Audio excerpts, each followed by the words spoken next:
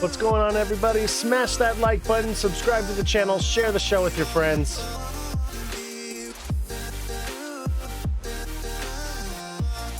How is everybody doing today? Jessica, thank you for the heart me. Appreciate you.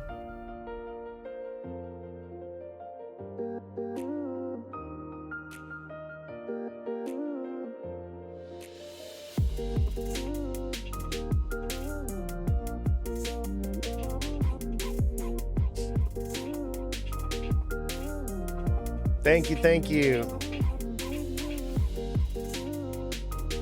I'm doing great. Glad to see you. The news, we got some news today, that's for sure. Definitely got a little bit of news. I think the speech is probably the biggest news today. Does it look bearish or bullish still? That's a good question too. We'll get into it. In the meantime, welcome. How's everybody doing? I'm feeling a lot better. Taking some meds. Getting over this sickness has been kind of awful.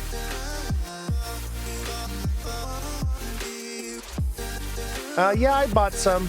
I bought a few days ago, though. I took profits, and I'm thinking about getting a re-entry. I think we might have a price correction tomorrow, maybe, or sometime tonight, and then that would be the entry point again for a new trade.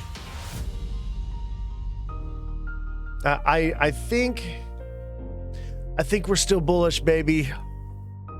I think we're still bullish. At the same time, we kind of hit that mark of 230 and came back down hard. Price correction is the pullback. We have this candle right here, and it's mostly a wick. That's our price correction. So we moved up quite a bit very quickly, and so it has to pull back and correct.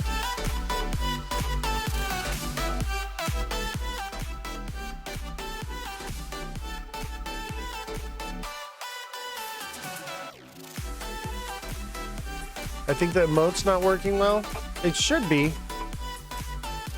If any of the people monitoring the show from my staff are watching, can you check and see if there's something wrong with the emotes?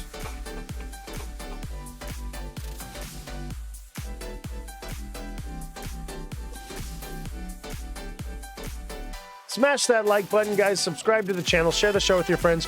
We will be cutting the TikTok live short, and you will have to come over to Twitch to catch the second half of the show. So make sure you come over to Twitch. That's Oz the Crypto Goat, all lowercases, no spaces. Don't miss out. We are migrating off of TikTok to mitigate our nonsense that we have to deal with TikTok. There's been a lot of suppression. But if you are on TikTok, make sure you're pressing that like button. Make sure you're engaging in the chat. Make sure you're sharing it with your friends. And we're getting this out to new people. Bullish to 250? Maybe. I think 245, 247 is it. This blue line. Ugh. Jessica with the little ghost. How do you guys like the new ghost? His arm goes here, and then it goes back up. We got a new ghost now.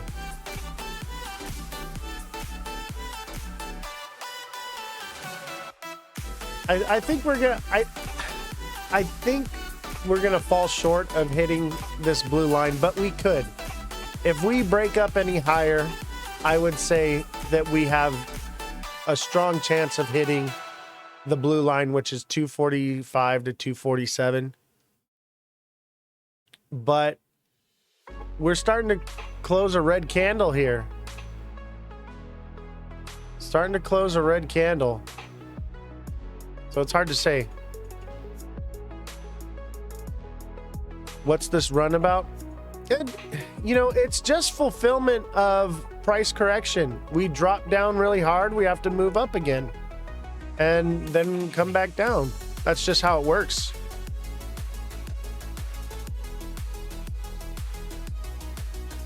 Thank you, Kodak. Glad you like it. Yeah, we're stepping up the production value of the show.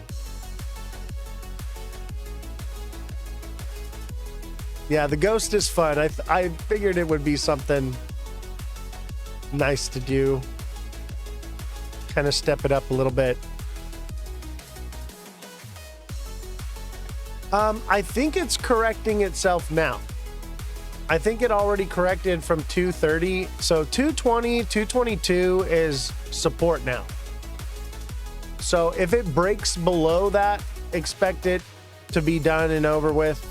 If it breaks 215, it's done. It's over. That's it. Nice little run we had. But I don't feel it. I think everything has a lot more steam in it. Bitcoin's got more in it. I hear some people saying 100K for Bitcoin. I don't really see it.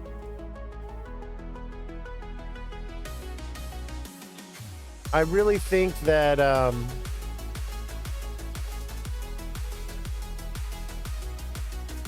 we're about to hit that target at 94.95 is what I said for Bitcoin.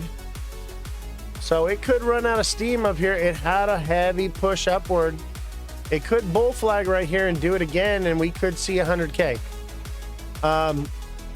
But based off of my technical analysis, if this is a double bottom, we moved up, we're fulfilling that double bottom, we should see some new formation forming here that's going to tell us where we're going. And I think we're going to see somewhat of a bull flag right here. I think we will. And I think that could take us up to 100K on Bitcoin. I really think things are starting to turn around. I don't know if it's for the long haul turning around, but I think we're probably going to get some nice movement throughout this week, just before the end of the month. I think once the end of the month comes, we're going to be toast. It'll start coming back down, and it's going to drop nice and toasty. But there's good news. There's good news with the tariff stuff. A lot of good things are happening. So I can't really speculate on anything bearish right now other than trend lines. Trend lines are it, and we're above this resistance is now support. So as long as we stay above it, we should see a move up into this higher zone. The longer it takes to get over there, though, the lower that zone is going to be. So right now, if it keeps pumping like it's been doing, I see about 145. If it takes a while and we consolidate a little bit before and then move up, I would say, 140. It could go down. It is going down right now. I do think we could see a price correction all the way back to 215, but then move up from there. It depends on how long it takes to make a formation. So 240, 245 is dependent on how long it takes. If it takes, a week and we have to wait through the weekend, I would say 240. If we get it before this weekend, I'd say 245. And if you're watching on TikTok, smash that like button, subscribe to the channel, share the show with your friends. Let's get some viewership on TikTok, guys. So help out, send in those gifts, share the show, let your friends know. We need to break back to 240 for me to actually be bullish again. I agree. I want to see it break above 240. I want to see it hit 280. I want to see it break above 280. And then I think we're bullish and we could see $4 or $5. I'm not better, but I have to be better because there's too much going on for me to not be going live for you guys. Too much going on. But, you know, I will be taking tomorrow off. I will be taking tomorrow off. So keep that in mind, guys.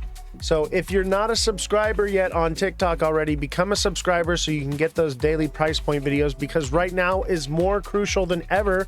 You're going to want to know when to make those trades.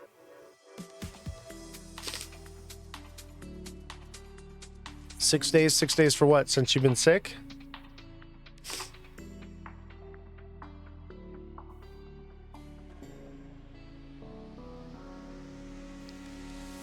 Do I see this pumping years?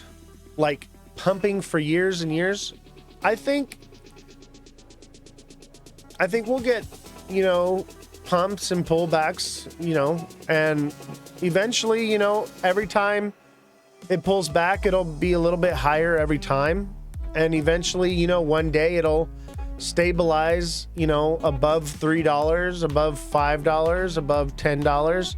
But that's going to take a lot of time. A lot of time.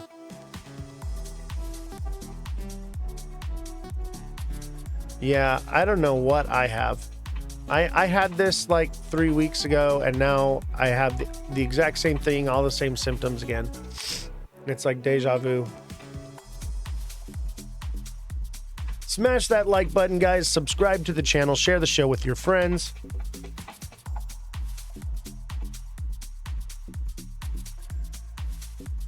Yesterday, I was watching the pumping on Bitcoin when it was happening. It was 88 and it goes to 93, 98, 94. Did you see that moment where I was talking to you at that time and then I was talking to my friend? I told them it's going to go up because my analyst told me that. Yes, I do.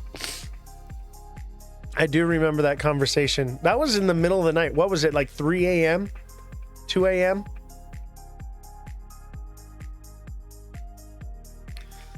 So 222 was not, no, 222 was the place to take profits. You guys should be taking profits along. That's one thing I wanted to reiterate today, guys. Jumping in and out is not how it's done, guys. You want to leave a little bit in there, take some profits. And you know, really where you want to do is put it in down here. Okay. You want to put it in down here, let it run up here and take profits as it pumps up on the way down. But if you're just jumping into it, what you're trying to do is get in at these low zones like 163 and take profits along the way up, so that way when it dips back down again to 155, you can put all those profits back in. But you won't miss a candle pump by doing it that way. Told my Telegram, yeah, I don't, and I'm, for that, I really appreciate it. I really admire you for that, mate. Thank you very much. You made me proud. No problem. Because I told my Telegram group that it definitely goes up regarding my analyst told me the way he actually analyzed it. Thank you, man. I'm glad that I was able to help you guys. When big things are happening, okay, I'm usually awake for it. The only reason I didn't really catch last night's pump and I wasn't answering any messages, I was so sick after the live. Like after the live, I was done. I was done and I crashed out and I slept. I actually slept for the first time in a long time. But yeah, if things are going on, especially if I'm feeling well, I'm going to be up all night. I'm going to be up all hours of the night watching this, and we're going to, you know, catch those prices together. So when you're a deluxe subscriber on TikTok, you're going to get access to messaging me in the middle of the night when things are pumping, baby.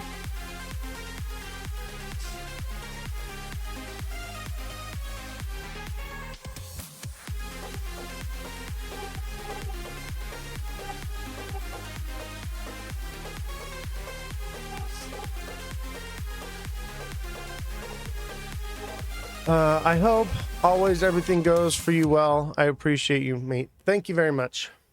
I appreciate you guys too. I do this for you guys. I mean, I'm doing it anyway, so I figure I might as well share the wealth, I guess, you know? So it is great, you know, to be able to help people. At the same time, you know, we're growing something here. We have an awesome show, I think, and I feel like I have so many more stories to tell you guys. Sorry, whoops. I have so many stories I want to tell you guys. I want to do a story time today. The second half of the show is going to be a Twitch exclusive show, and so if you move over to the Twitch side for the show for the second half, you're gonna get the second half of the story, guys. We're gonna be talking about Subopolis. Subopolis, the underground city below LA. It's not actually called Subopolis, but we're gonna get into the facts and nitty gritty about that. You know, what's true, what's fiction, from somebody that's actually been inside and seen these things firsthand. You see that girl that spills the beans on it? Yeah, I've seen a few. A lot of people, they don't really know what they're talking about. There's a few, and when I say there's a few, I mean a few, like one or two that I've seen that actually have it right. You have to tell me your name, because I don't think, if it sounds crazy and far-fetched, it probably is. Occam's razor. Do you guys know what Occam's razor is? Basically, if there are two schools of thought on something, it's usually the thing that is more mediocre and mundane that is true than the crazy thing. However, I do know some crazy things about the tunnels and things in LA. Yes, I will be in Vegas on June, what did I say? Is June 2nd, right?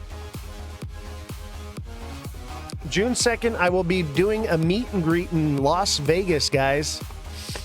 I'm probably going to be playing some Texas Hold'em.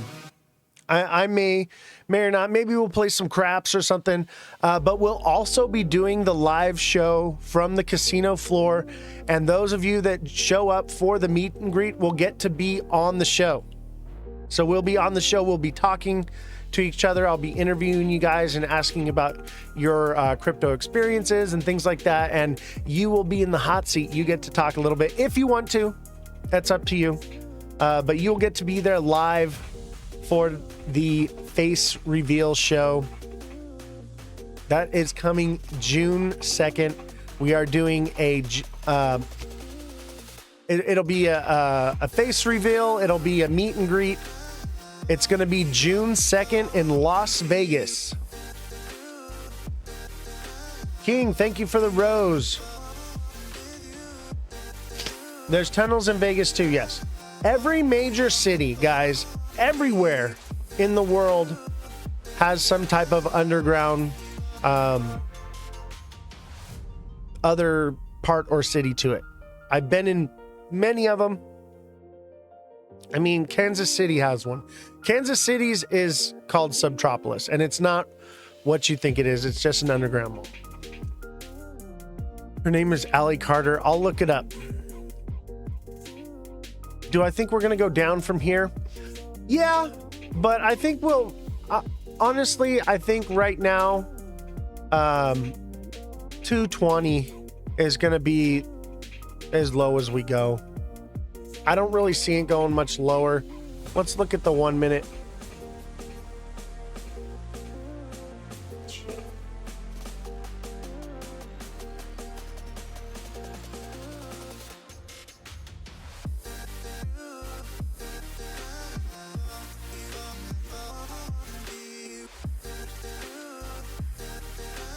See, we're dancing on this line right here. You know, we dropped below it and shot right up above it. And this line is 220. And as it goes down, it gets lower.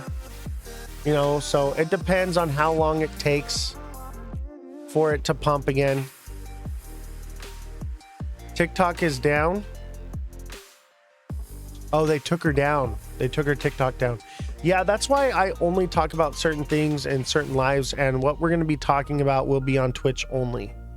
So if you guys want to hear the stories about Subopolis and LA and other cities that I've been and worked in, and you guys want to know what it's about, and I think because of the venue that it is and its popularity, I think we're going to do the meet and greet at Caesar's Palace, possibly. But that's what you're going to expect to see in the underground city. There are places that are not like that, but they do have places where they literally have an artificial sky, just like Caesar's Palace in Las Vegas. And they have trees that are growing. They have it looks like you're outside.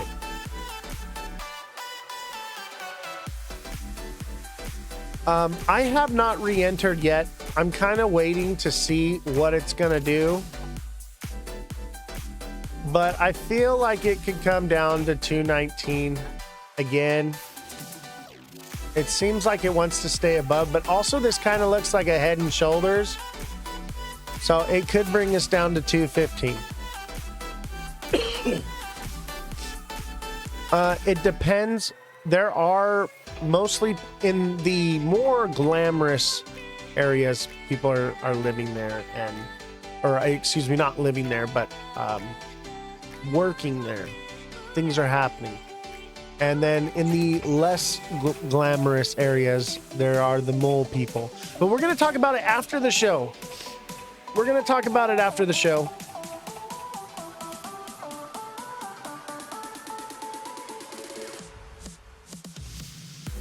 BTC is used by the elites to buy stuff. Reason it's going to 0 XRP. I don't think it's going to 0 XRP, but I think it's going to see. I think the whole crypto market's going to see a dramatic drop before they flip the switch, so to speak. I think it's going to be the biggest shakeout in crypto history, in my opinion, because why wouldn't they? Why would they want to share all that wealth with you? They want to shake you out and get you out. Will we get an alt season this year? We are in alt season. We are actually in meme season now. So basically we had, I call it the simul season. This is the simul season, guys. Normally we have a Bitcoin season, and then we have an altcoin season, and then we have a meme coin season. And we are getting the simul season this year, and that is because people have learned the trend, okay? They've learned the trend, and they're trying to be ahead of the trend. So when Bitcoin pumps, what did they do? They bought altcoins and meme coins first, which pumped them the same time as Bitcoin did. And we have more projects than we've ever seen in the crypto space in all of history. So the liquidity is spread out quite a bit. So everyone's waiting for alt season, waiting for meme season, and they're waiting on Bitcoin dominance to fall. Well, guess what? Everything in the market, except for meme coins, is mirroring Bitcoin. And that's because we are in meme coin season. So when Bitcoin and Ethereum, or well, I wouldn't even say Ethereum's on its own kick, man. It's losing big time. Yeah, Bitcoin is a meme coin. But when you're seeing these prominent coins, Bitcoin, XRP, HBAR, Chainlink, XLM, you know, these bigger altcoins, I would call them utility coins. When you see these big utility coins and Bitcoin start to drop, you notice that the meme coins pump. That's because people are moving their liquidity from Bitcoin, from these utility coins and altcoins, and they're putting them into meme coins. So we're getting a simul season right now. Everything is all happening at once. Waiting on Filecoin. Dude, I'm all about Fartcoin. I'm going to own Fartcoin just so that I can say I have it. I will always own one Fartcoin. Guaranteed. And I believe me, I am not the only person that's going to be doing that. It is literally, meme coins are collectibles, okay? And I want to own a Fartcoin, okay? Just like people want to own a Trump coin. They want to own these different meme coins, okay? I will always own a Fartcoin and a Shiba Inu. Always. If you have a minute, can you look at Hex? I'm playing with that a little. Yeah, let's look at it. Hex. You believe XRP hits $5 this year? If we start pumping and breaking out of this trend now, yes, we could see a $5 XRP. However, I think it's highly unlikely and will probably drop down into the $1 zones and then move up into like $2.80, maybe $3 again for a second pump. What's up, TikTok seller?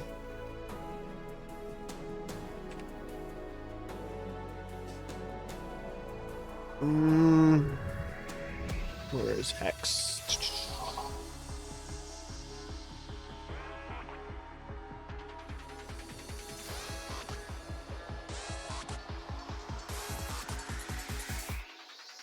Maybe this one? Some of these are like really bad charts and I don't like to look at them. They are hard to read. HEX, right? Is that hexagon or what is that?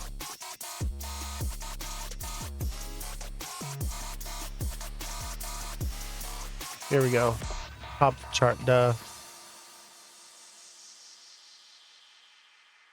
Is hexagon have anything connected to Polygon?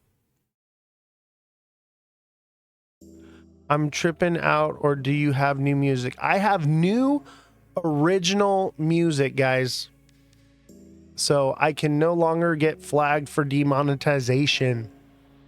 We have new artwork. We have new audio. We have new soundtracks. Yeah, wait till you see the opening screen. You know what? Hold on. Check it out just real quick and then we'll go back. Check out the new opening screen. Oh, what? Yeah, there it is.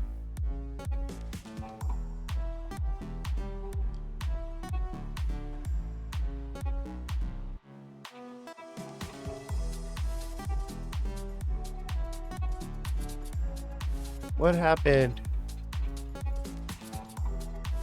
There we go. We gotta fix this.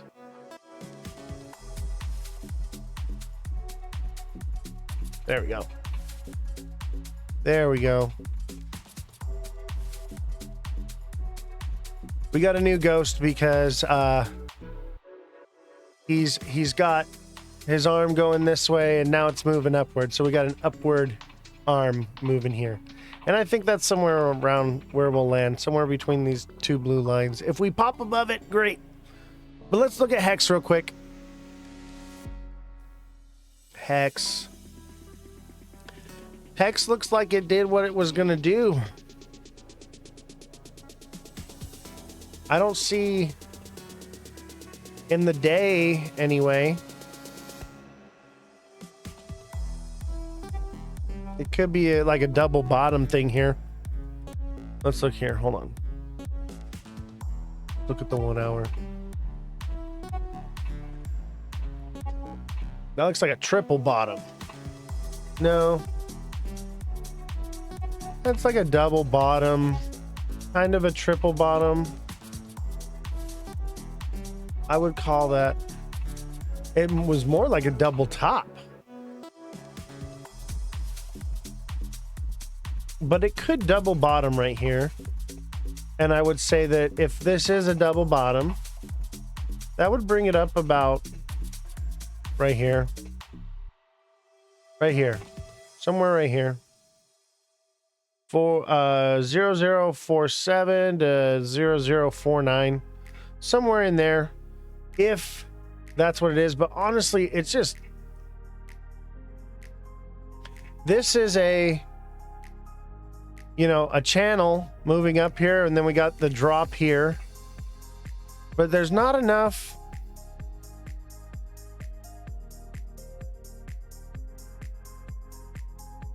It looks like it's like consolidating right here, and it's like stuck in this zone, but it wants to break down. See how these candle wicks are really tall on the top here? It's tried to move up, and bam, it got slammed down.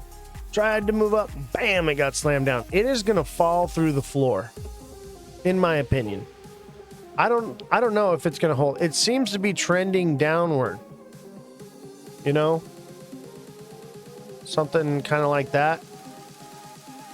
So it'll probably follow.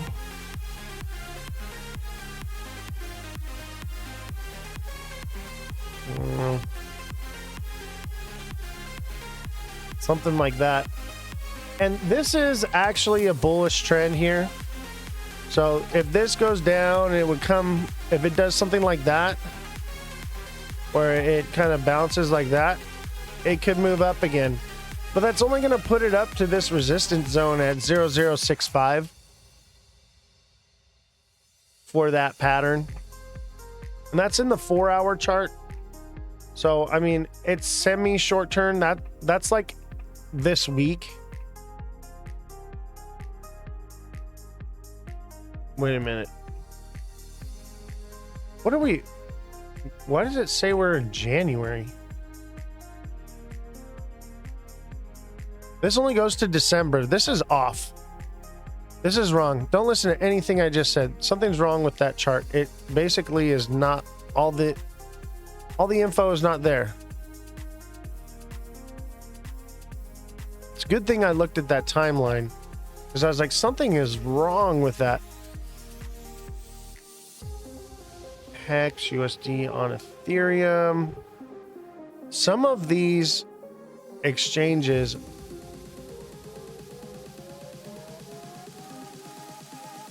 where are you?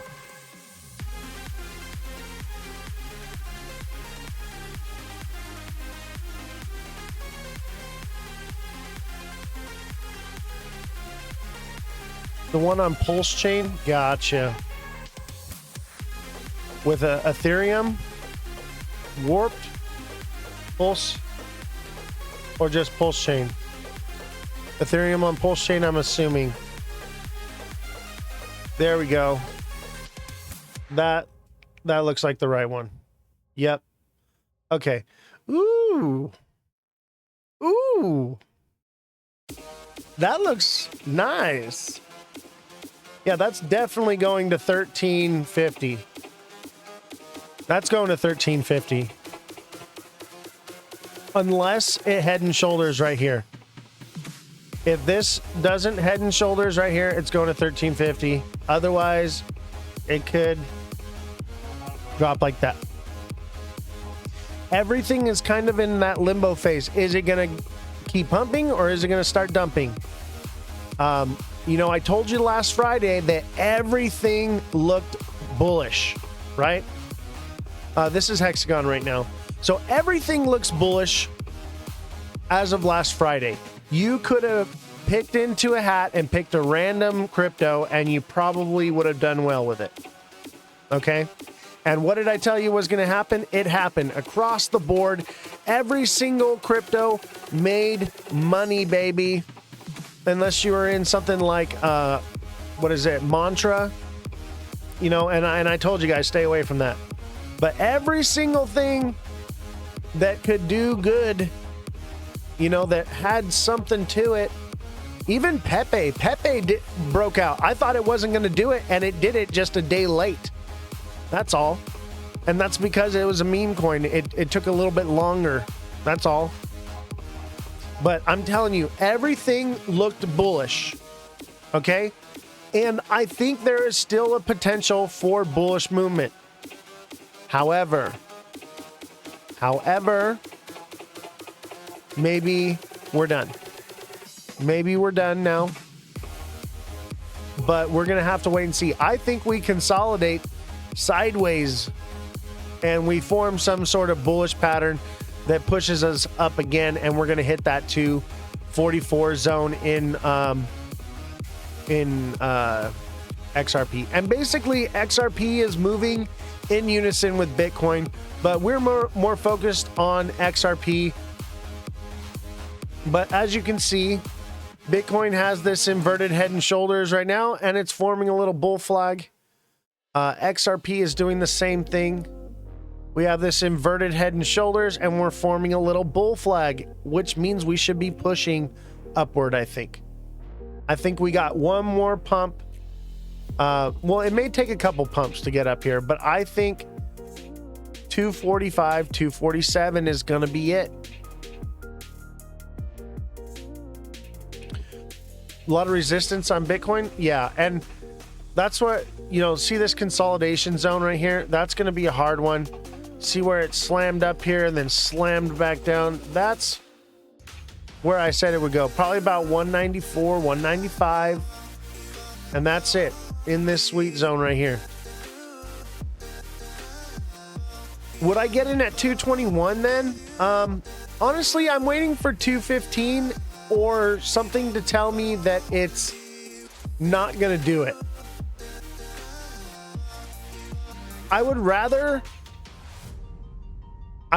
have to get it in at 225, you know, to make it up to 245 than to be wrong and us just be done and come down and drop below $2, you know? So I'm willing to lose a little bit of profit on the way up than to risk losing it on the way down.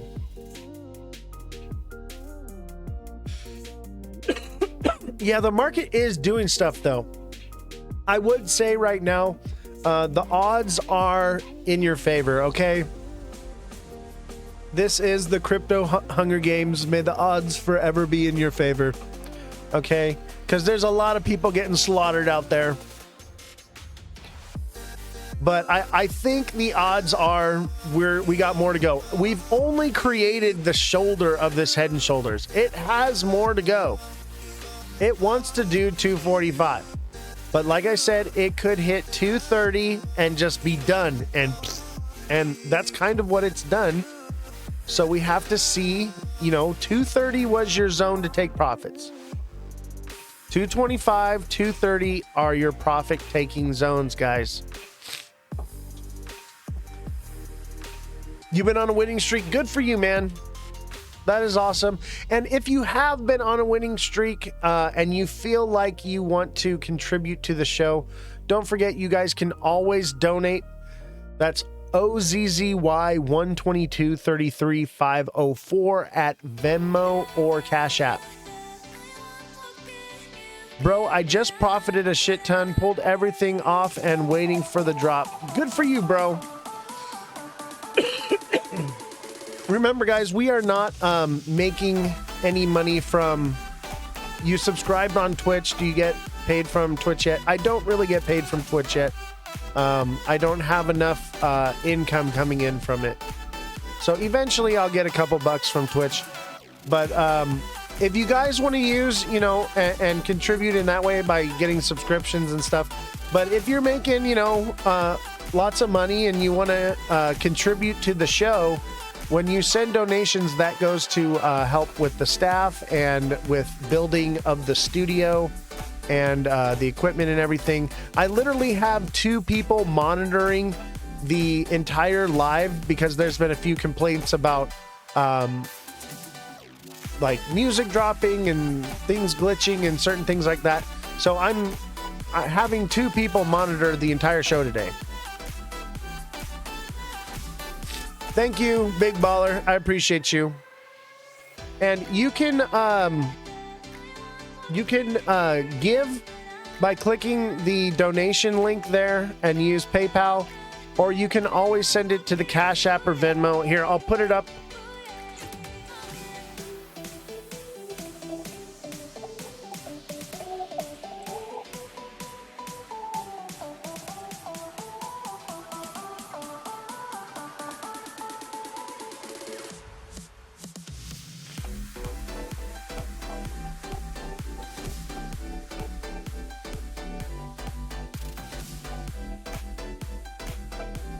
Just a second here. Add caps lock on.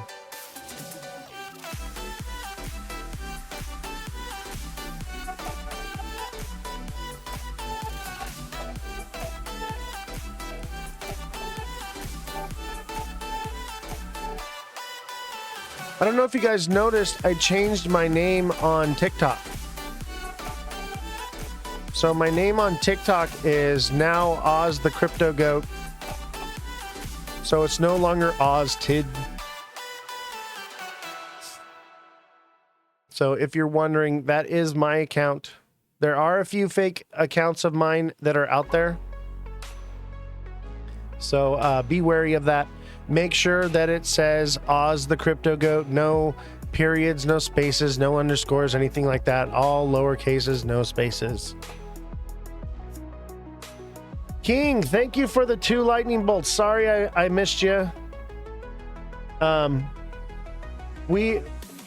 live is more focused on the Twitch side, guys. The TikTok side is more for like posting the daily price point videos, is more for your daily coaching, for messaging me and stuff. And you can also message me on Twitch. So as for right now, as a promotional thing, if you move over to Twitch, you can message me directly on Twitch, but you only get like one, message, here and there. I don't check it as often, but you can message me if you are in Twitch. I am allowing that short term, just in case something happens with TikTok and we're no longer able to go live or something like that. We can still be in communication with each other. We can know where the live is going to be to cover ourselves. But for all of you that are making money, I'm so happy for it. I'm so glad. TikTok seller, thank you for the swan. Appreciate you very much. You can always send to the Cash App or Venmo, or you can use PayPal by clicking the link. And if you can't do that and all you can do is pay for your subscriptions, or you can't give, you can always smash the like button or share the show. Talk to your friends and your coworkers and your family members and let them know, hey, this guy is turning my trading experience around. I'm making money. I'm becoming profitable. He's telling me not what to do, but how to do it. And that's what's really going to be beneficial to the show, is to grow the audience. I love that we have, a staff and we're providing employment for others. That's another big thing about the show, is I want to eventually one day have multiple shows and a whole staff of people doing journalistic work and preparing and doing everything, so that there's a point where all I have to do is sit down and talk into the microphone and look at the chart and tell you what I see, but I mean, right now I'm creating memes. I'm doing all kinds of stuff. I need a new meme though, man. I've been usually the memes just come to me, something has to be relevant or happening or whatever. And I have to feel like, oh, this is, this would be a good one. And then I do it. But lately I haven't been getting the memes. Future billionaires. Hell yeah. You're unemployed? By the way, I am looking for someone to do graphic design. So if you're a graphic designer and you want to contribute to the show by producing graphic designs, creating memes, things like that, if that's what you're into, we are looking and taking applications for that. So if that's something you're interested in, go ahead and message me. I am not looking for AI. Okay? I have access to AI. I am looking for a human to create beautiful, valuable, human style content. Okay? If you're using a chat bot or an AI, I can do that. No problem.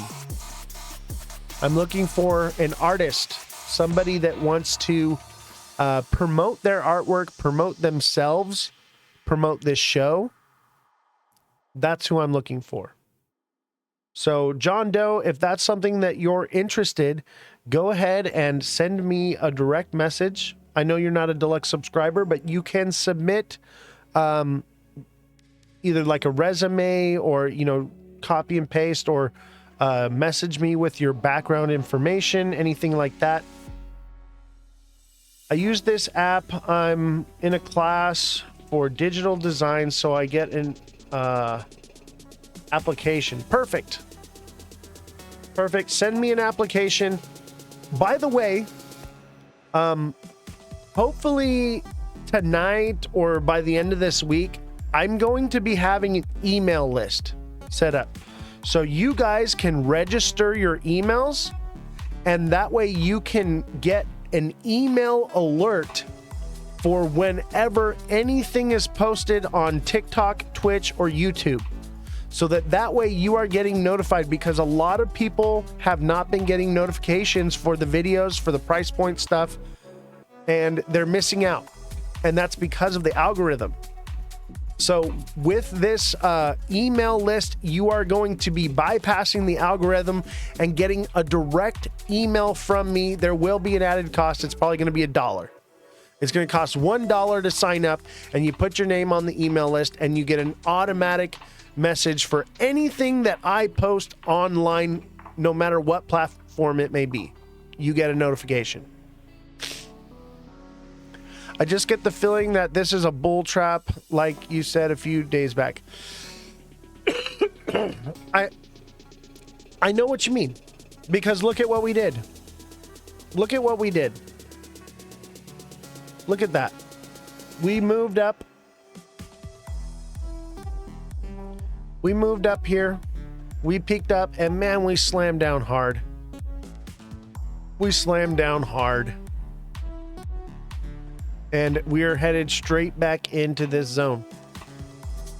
But this could also be the bear trap, I try to keep an open mind about things. I try to be open. That's how we're so accurate.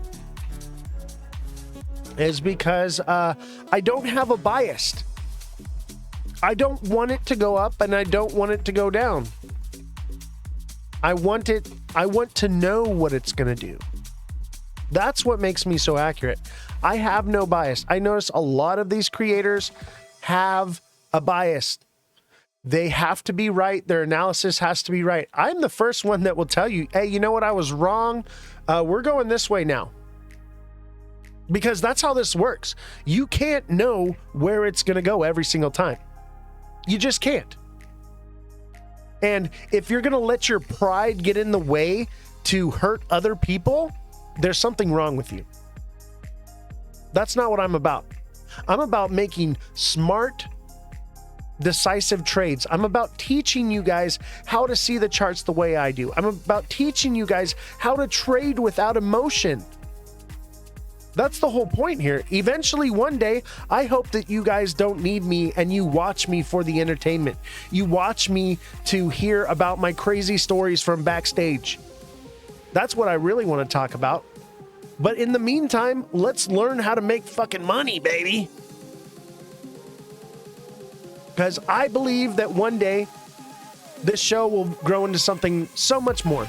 I believe one day crypto won't be all hyped up like it is now, and we're going to need something to fall back on that's still going to be entertaining. And I have plenty of entertainment for you guys.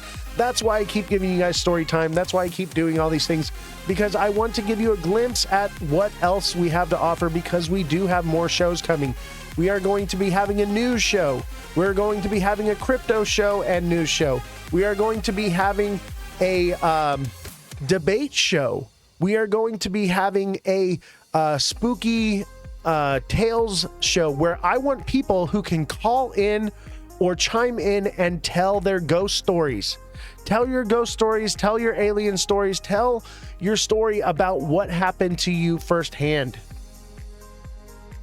Oz, do you think we get to 97, 98K and Bear Trap is set almost 100 to 100K people, FOMO, and trap everyone on a hard top? Yeah. I think that's highly likely. And you know why?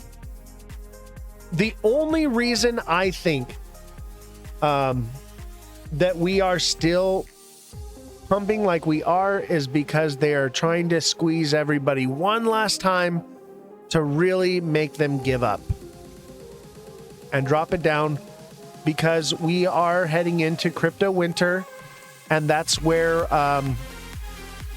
we will see lows, and then we get a pump in the end of the year. I think the May, June are going to be bad months. They usually are. If we pump outside of May and June, expect parabolic numbers. Okay? Expect crazy numbers if we pump May through June, July, August, September.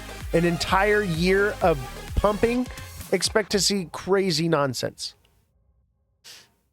And that's what all these people are speculating. All these crazy numbers they're saying we're going to 10K and all blah, blah, blah. It's a little far-fetched, but it is possible. Let's see. John Doe says, would you want me to create memes? Message me directly, John, and we'll talk about it. So message me directly after the show and we'll talk about it.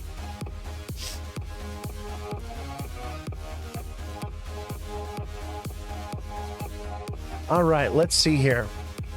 So let's move into a lower time frame. Let's look at the 30-minute and get an idea. Oh, gosh, it's doing this thing again.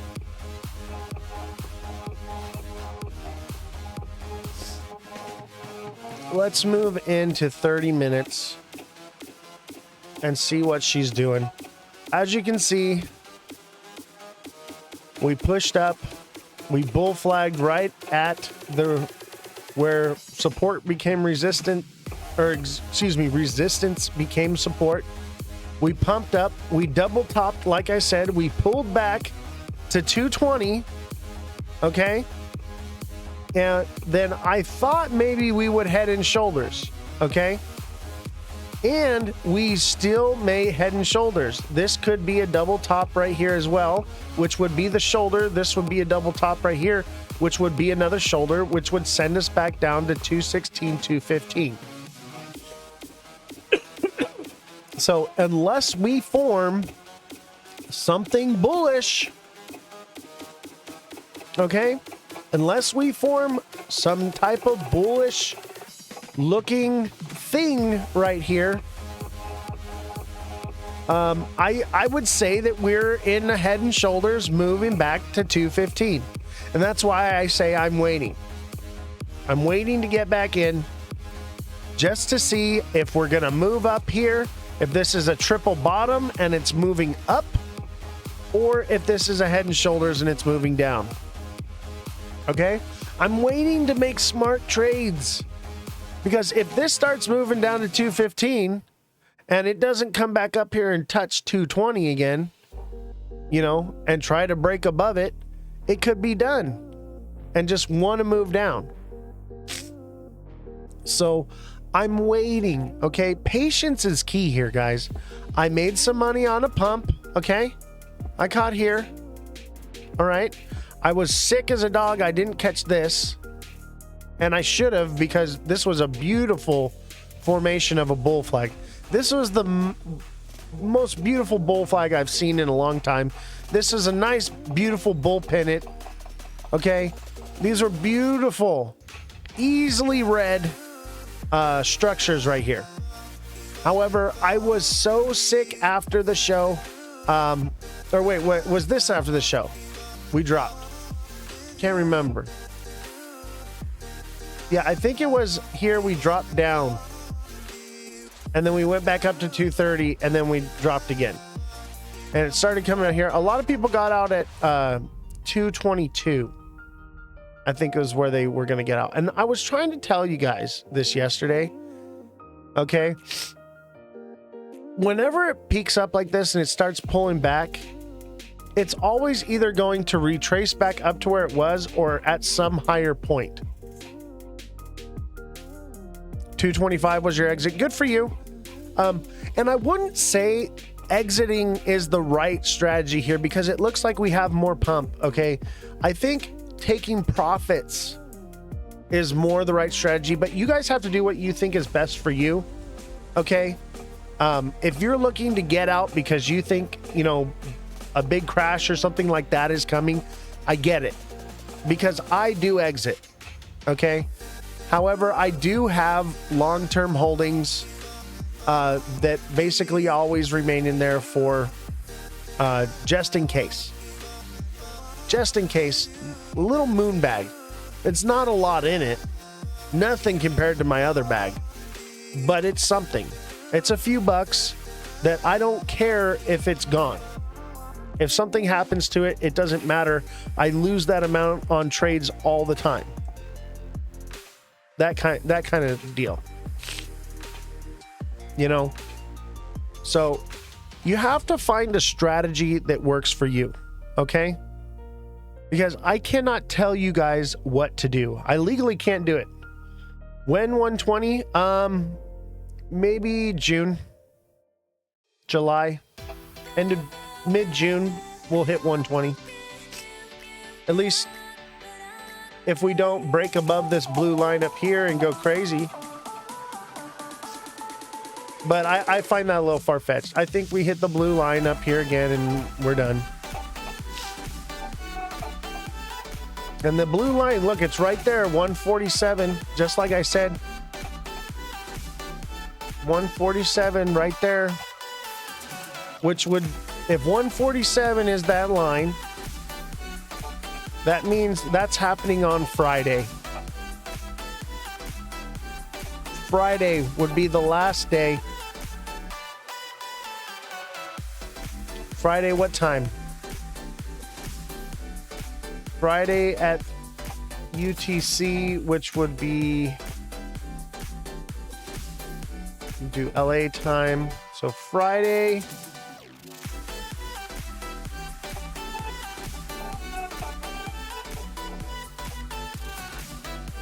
Friday at midnight, baby. Friday at midnight. You heard it here first, guys. 247 Friday at midnight. If it doesn't break below. If it stays above this line here, Friday at midnight, expect to see 247, baby. And if it forms a bull flag right there, expect to see craziness. $3, $4 in the next coming weeks after that. All right? So keep that in mind. If you see at 247 a bull flag, okay, and it pushes up to 255, and you see another bull flag, and it pushes us up to 260, and another bull flag, and it just continues forming bull flag after bull flag at every resistance zone, expect craziness. But that means a lot of buy pressure is coming in. And I get it. A lot of people are sitting on the sidelines right now. A lot of liquidity is sitting on the sidelines. So when that happens and it becomes a chain reaction, then you'll see it do that. Boom, boom, boom, boom, one after the other. Just like it did here. it'll look like this. Bull flag, bull flag, bull flag. It wanted to bull flag here, but it didn't happen. It got a double top and 247. Yeah, sorry, man. 247, excuse me. My, not 147, 247. I'm still sick, guys. My brain's not braining, and I always get the $1 and $2 mixed up. So I do apologize for that. Okay. But I really, really feel like 247 is going to be it. Okay. The last time it pumped and it tested 247 right here. So we got the Brad Garlinghouse pump right here. Brad Garlinghouse said, oh, the case is over. And it wasn't. He said the case is over, and we dropped back down, and then we came back up. 247 was it. We not only triple topped over here, but we also got a top here. We got a little wick, and that was it. Okay? 247 is a nasty zone. Let's look even further back. Okay? This whole consolidation between here was at that 247 zone. Look at this whole consolidation right here is at that 247 zone, and all this over here. All the way back to the beginning, baby. 247 is tough because it's right before 250. Okay, 250 is one of those mental lock places, and people who smart trade like I do set their trades a few cents higher or lower depending on which direction it's going to make sure they hit. That's why I said 163, because I said, well, we'll add 2 cents, because I said it's going to 161, 162, and so we added an extra 163. Boom. And we freaking hit. The second candle didn't even close there. We wicked into 163, baby. We wicked into 163. The candles both closed at 165. How beautiful of a trade this was. If you caught the 163 wick, I have been calling out a 163 price point for 2 months before this happened. 2 months I told y'all, 163, baby. Be ready. And we hit it. And let me tell you, these long-term goals, I am the most accurate at. Okay? Let me see here. 2 objects are the same.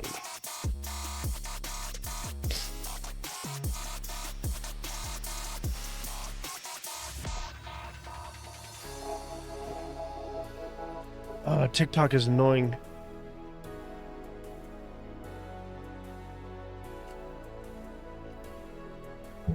Just important to make sure to say too, most people don't listen to what you're saying and they just listen to the price numbers you say. I know, and I have to work on that. I will work on that. I appreciate you catching that. I think subconsciously in my mind, I know we're going to dollar numbers eventually. So I just default into the dollar zone. But I don't think we're there yet, baby.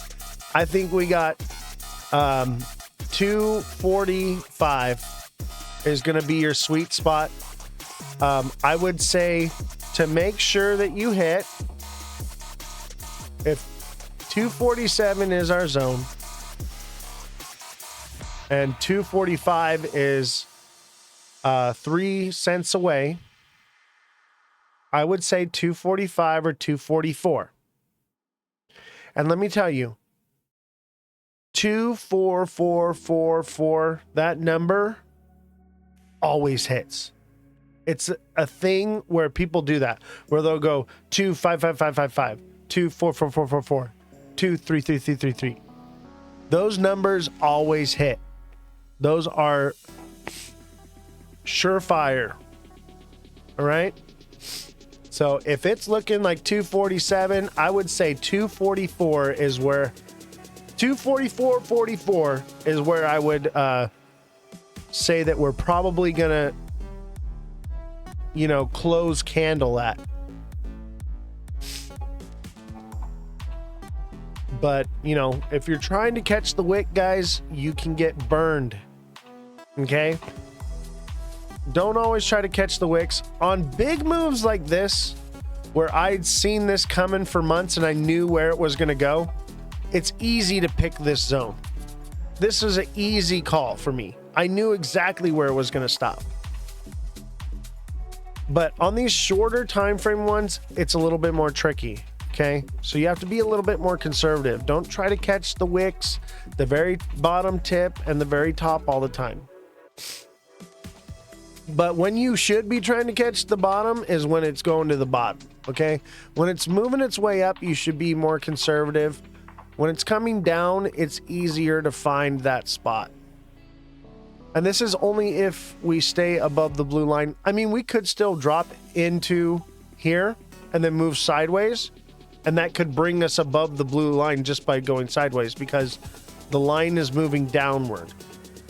So if we drop down to 215 and just ran sideways until Monday, Tuesday, that would put us above the line and then we would automatically move up. But I think that would be out of structure. I don't see it doing that. But the longer time goes by, the closer and easier it gets to break above the line. So it has to drop. And if it stays above the line, that means every time it drops, it's easier for it to bounce off of it because it's still going down, but it's staying above the line.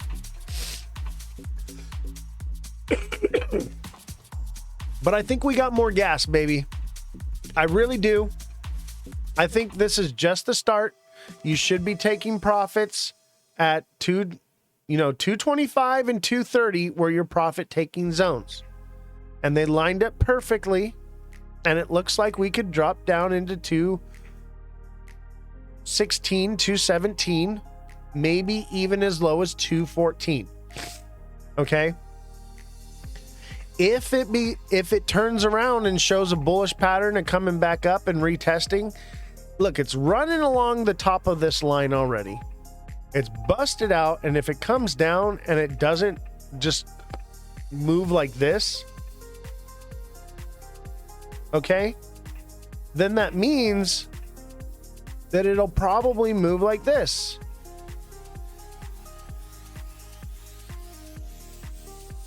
You see? It just depends. But honestly, as of right now, it looks like we're going to go down. But is it over? No.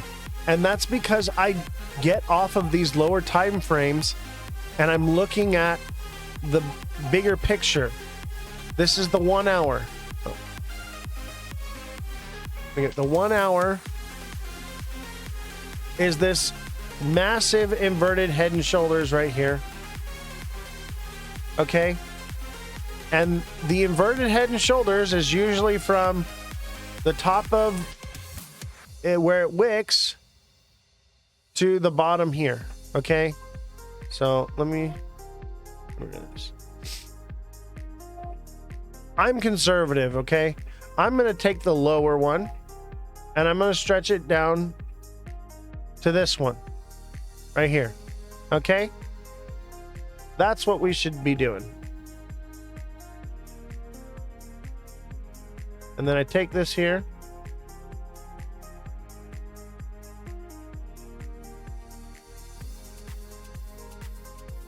And that puts us right there. That says 255. I ain't buying it. I don't think it's going to do that. Right? Let's see here. 255. I ain't buying it. I think it's possible we hit 255, but that puts us outside here. And I think 147, because I'm going to be conservative, and that still looks like a nice head and shoulders. Okay? Nice head and shoulders would be at 147. 147 is a strong resistance zone. Lines up right with this right here. Okay? And then we come down. 255 is what it should do, but we were calling that prediction Friday at midnight, this Friday or next Friday. Which prediction? For 247, that's this upcoming Friday.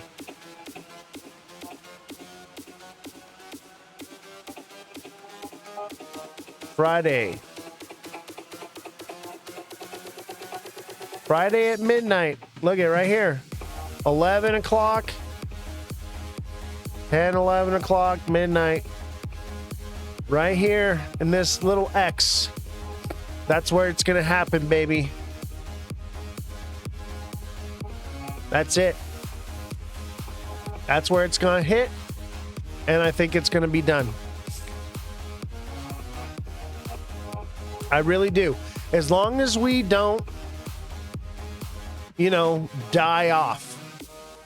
As long as the news doesn't come in crazy. If so far everything's been good news, okay? Everything's been good news. As long as we don't get some crazy news like China's doing something crazy to us, or they're implementing different things, or some kind of bad news we haven't heard, okay? But I think we've gotten all the bad news we're going to get for now. I really do. But I'm expecting a curveball at some point. 220 to 215. Somewhere in there is going to be your entry point, more than likely. I'm thinking 218, baby. 218, 219. It could go lower. I'm going to watch and see. Because as it gets closer, you have to continually watch the charts and see what formations it forms to see if it's going lower or making a reverse and going up higher. But we got a pump like this. Generally, after a strong pump, we get a 50% correction, which would bring us back down to 217. That's normal. That's normal price correction.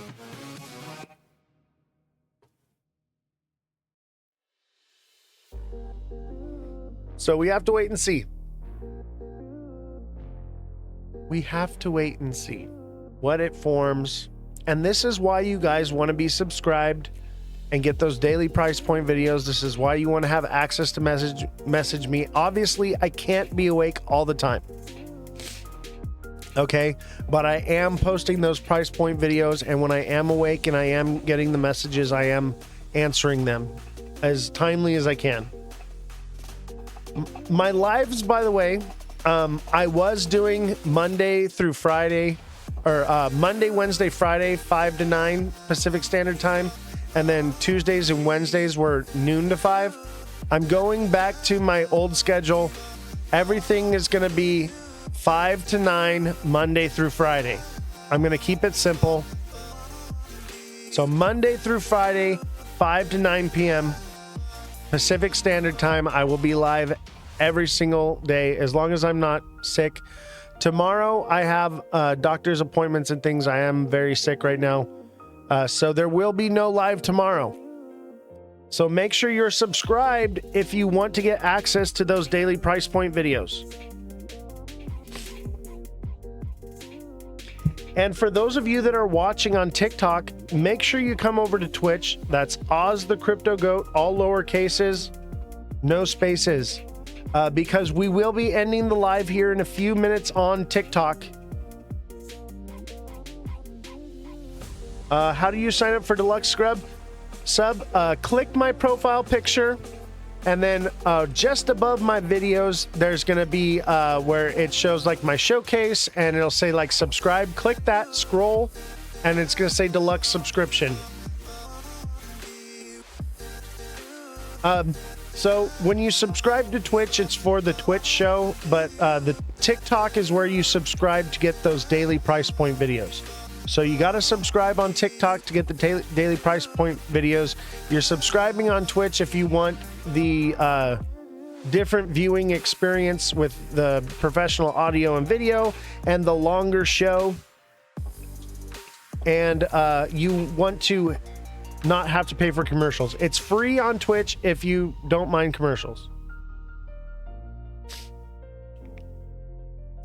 There's a YouTuber who I follow as well, and he's saying 97-ish is decision time for BTC. This will make or break it. Exactly. So it lines up with the 247 top for XRP. Exactly. They are moving in unison identically right now, okay? I'm going to have to get a few more songs. I thought that this was going to be enough music. I need at least 20 more songs. I've only got like 6 or 7. Yeah, I got 7 songs.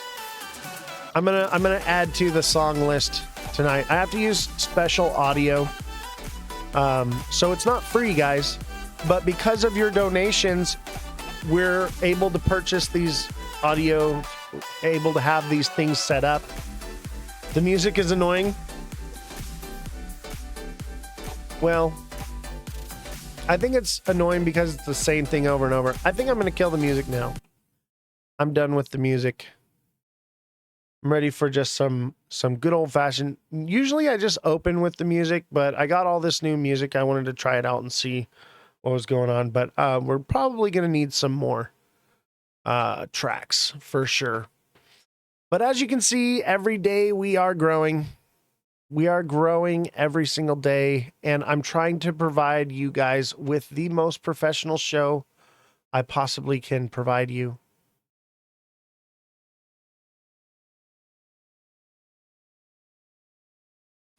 So we got our spooky ghost. And look at our chart lines right up in his hand there.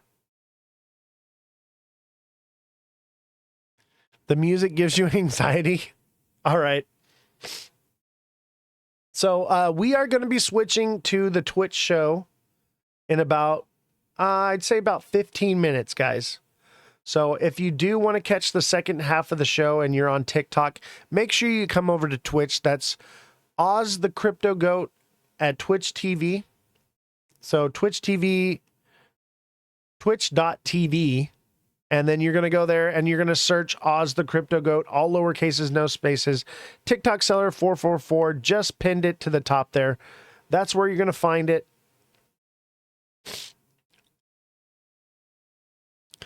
I think the memes and posts are so professional looking now. Looks good. Thank you. I appreciate it. I am trying to step things up. I'm getting more professional as you guys continue to support the show. And continue to, donate and do things for the show. I'm reinvesting it back into you. So whatever I get is just going right back into the show. My grandpa, he owned several businesses growing up, and he always taught me, you don't run a business, you build a business, okay? Because if you run a business, you're going to run it into the ground. The only way to be successful as a business owner is to take everything you make from that business and pump it right back into it. Don't cut yourself a paycheck. Don't take profits. Don't take anything out of it. Keep pumping into it, and you will build and create an empire one day where you can literally just let it happen, and it will happen, and then you will reap all of that at one time. Okay? And that is how I conduct my business. So I am making sure that everything that I get, I put right back into the show. Everything you guys send to me goes back into this show. It goes back to you. So we are growing, we are getting bigger, we are getting more professional, we are expanding, we are building a studio, we have professional equipment. I don't know who was here when we first started. Whoever was here when we first started, I want to say TikTok seller TikTok seller was here from the beginning when it was the camera pointed at the tablet. Do you remember that? TikTok seller, are you here? Some of you guys remember when we were literally a camera pointed at my tablet, and that's how we were doing it. And now we've got, yes, the Nintendo Switch. Everyone called it they're like, are you doing a stream from a Nintendo Switch? That's what it looked like. Yeah, Big Baller too. There's a few of you guys, and you guys have all been subscribed. Jared Barnett, yes, you were there too. And all of you have been subscribed for several months now and continue to upgrade and keep your subscriptions because you obviously see some value here. And I appreciate you guys keeping the show going and supporting. And for those of you that are on TikTok, don't miss the second half of the show. In about 13 minutes, we are going to be ending the live early on TikTok and moving over to Twitch. So make sure you guys come over to Twitch. I think we're still a bit bullish. I think we may be turning bearish, though. We have to keep an eye on that. Fireman Joe says he remembers the Twitch days, or the Switch. We should do the Twitch on Switch. Switch on Twitch. Those were the good old days, weren't they? And you know, I started that show. I had my desk and I had my little tablet and I had my boat and everything on my desk, you know, and I wasn't even using my desk. It was storage. I was just like, had my paperwork and I did paralegal stuff, like on the side. And I had a bunch of like stuff I was doing like paperwork wise. And that's all it was. That's all I had on, and I went live on Mega's show one time as a guest on his show. And after that show, I realized that too many people were eating the moon cheese. Too many people were eating the moon cheese. And I was like, and that's when I woke Mega up. Mega realized that we were headed downward. And that was months ago. When was that? That was February. That was like mid-February. I said, I want to say that it was the Monday, the 17th is where I want to guess when I said, hey, we're forming a Head and Shoulders in the 1 day time frame. You can't hear the planes. Can you hear the air conditioning or anything like that? I don't want to talk bad about any other creators, but I want to, we're reminiscing about what happened and how we've grown so much, This is the little prequel into story time. And we are going to go over the news in the second half of the show. So make sure if you are on TikTok and you want to catch the news report, you come on over to Twitch.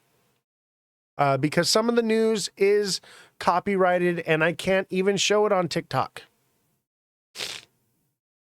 So that's great. I'm glad you guys are getting good professional audio. As you know, I am an audio engineer.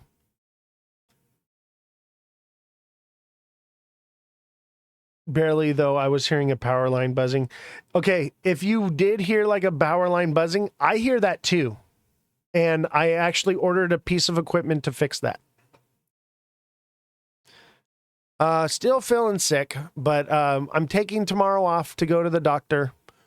But I'm still here today. And remember, guys, if you are on TikTok, to come over to Twitch, that's Oz the Crypto Goat, all lower cases, no spaces. We will be ending the live here in about 10 minutes.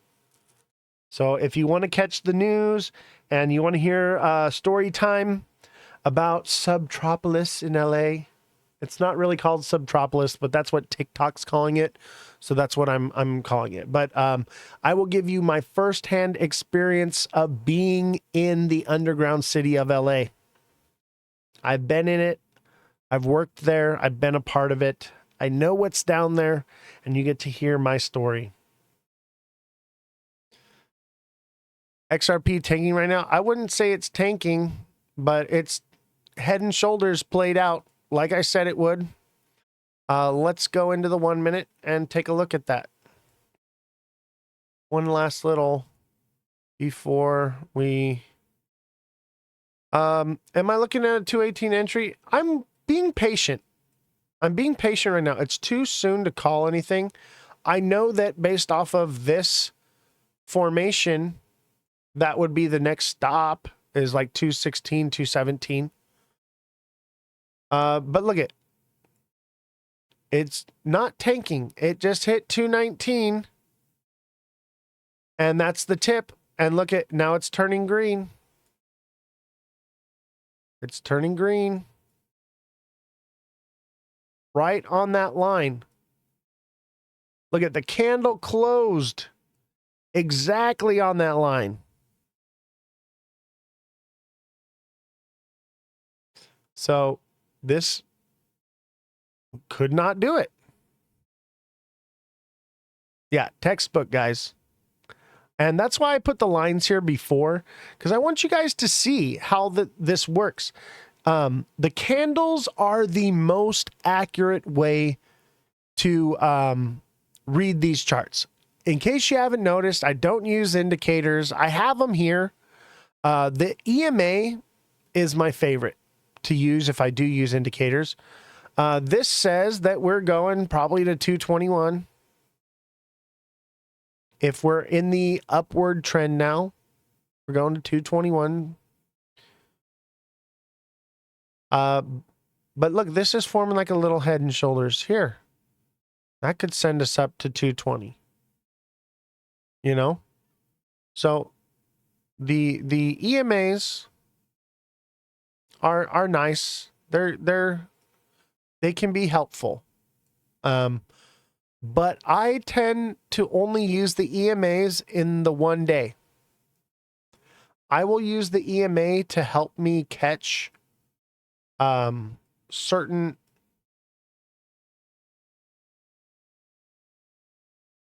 points.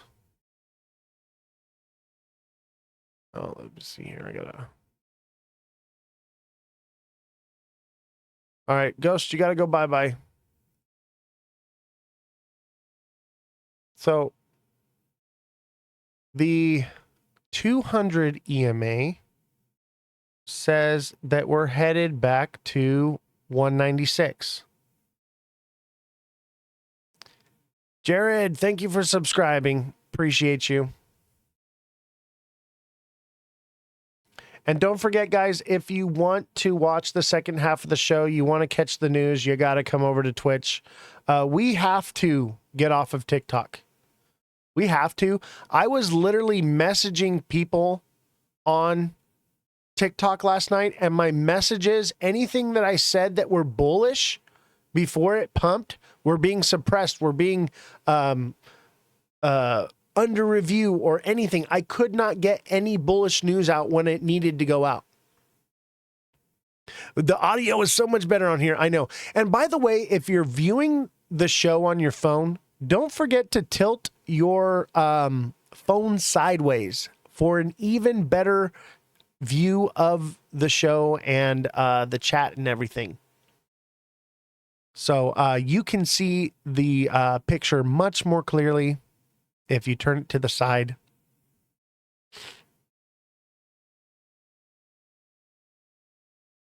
And don't forget, guys, looks like it might break that blue line. Let's look.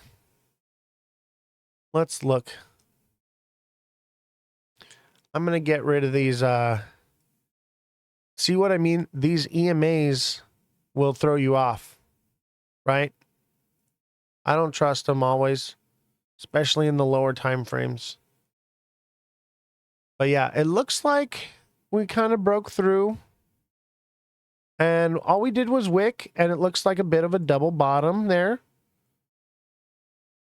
And we could, looks like a classic double bottom. Yeah, when you posted that bull flag, it said the video was under review. When I tried to comment, then the video disappeared. I know. Even the Vegas meetup video did that. A lot of videos have been being suppressed. A lot of information. People, they also changed the algorithm. So you guys are not even getting my stuff in your For You page anymore.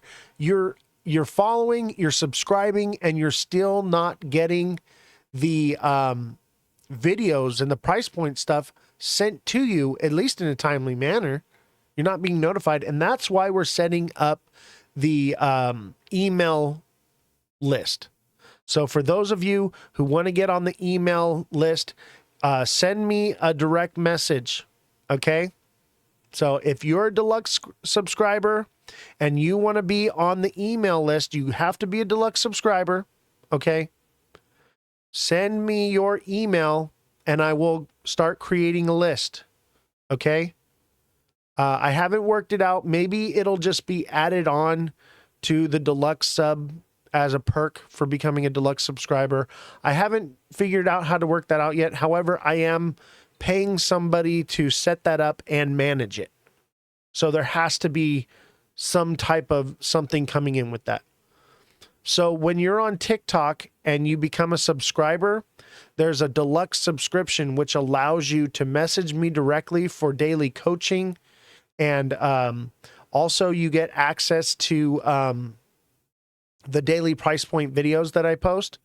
But mainly it unlocks your ability to communicate with me directly. Ask me questions. We can talk about anything. You just want to tell me your life story and we can talk about our similarities and differences and get to know each other on a more personal basis. We can do that too. So, and by the way, we are having the meet and greet in Vegas, June 2nd. I hope to see as many of you guys as possible. I do know a few people are already going to be in Vegas that weekend. So I decided to set up the meet and greet so we can do a special live. So we'll see how that turns out. If anything, and I'm there by myself, we're going to do a special live from Vegas. I'll have my face in the video. Maybe we'll play some games. It won't be on TikTok though. It'll only be on Twitch. Yeah, you can come. Anybody can come. It's open to the entire public. If you want to come meet me, shake hands, talk to me, you know, grab a beer or play some Texas Hold'em or some craps or something in Vegas, come meet me out in Vegas. We're going to have a good time. It's going to be for a couple hours, and then I'm going to be leaving and going back to my family and things like that. But I am going to take an opportunity to do a special show for meet and greet and a special live. If you guys want to become part of the live show, you can come on the show. We can talk on the show and go back and forth. If you like, you can be on camera, off camera, or, you know, I'll just go live, but it's going to be casual. You know, we're just going to see how it goes. But I'm Canadian, so I will have to pass this time. Just because you're Canadian doesn't mean you're not allowed in the United States. I know that we're not friends right now, but I'm pretty sure you can still come to Vegas. Don't worry, you're going to make a bunch of money off of XRP this week. You're going to be able to afford the plane ride. Just kidding. I'm sure y'all got bills and things. But if you can, yeah, we'll wait. That shit is sorted out. Yeah. That's funny. Yeah. I wouldn't go to Mexico right now. I'm glad I went to Mexico before all this started. Because it could have not been as fun as it was.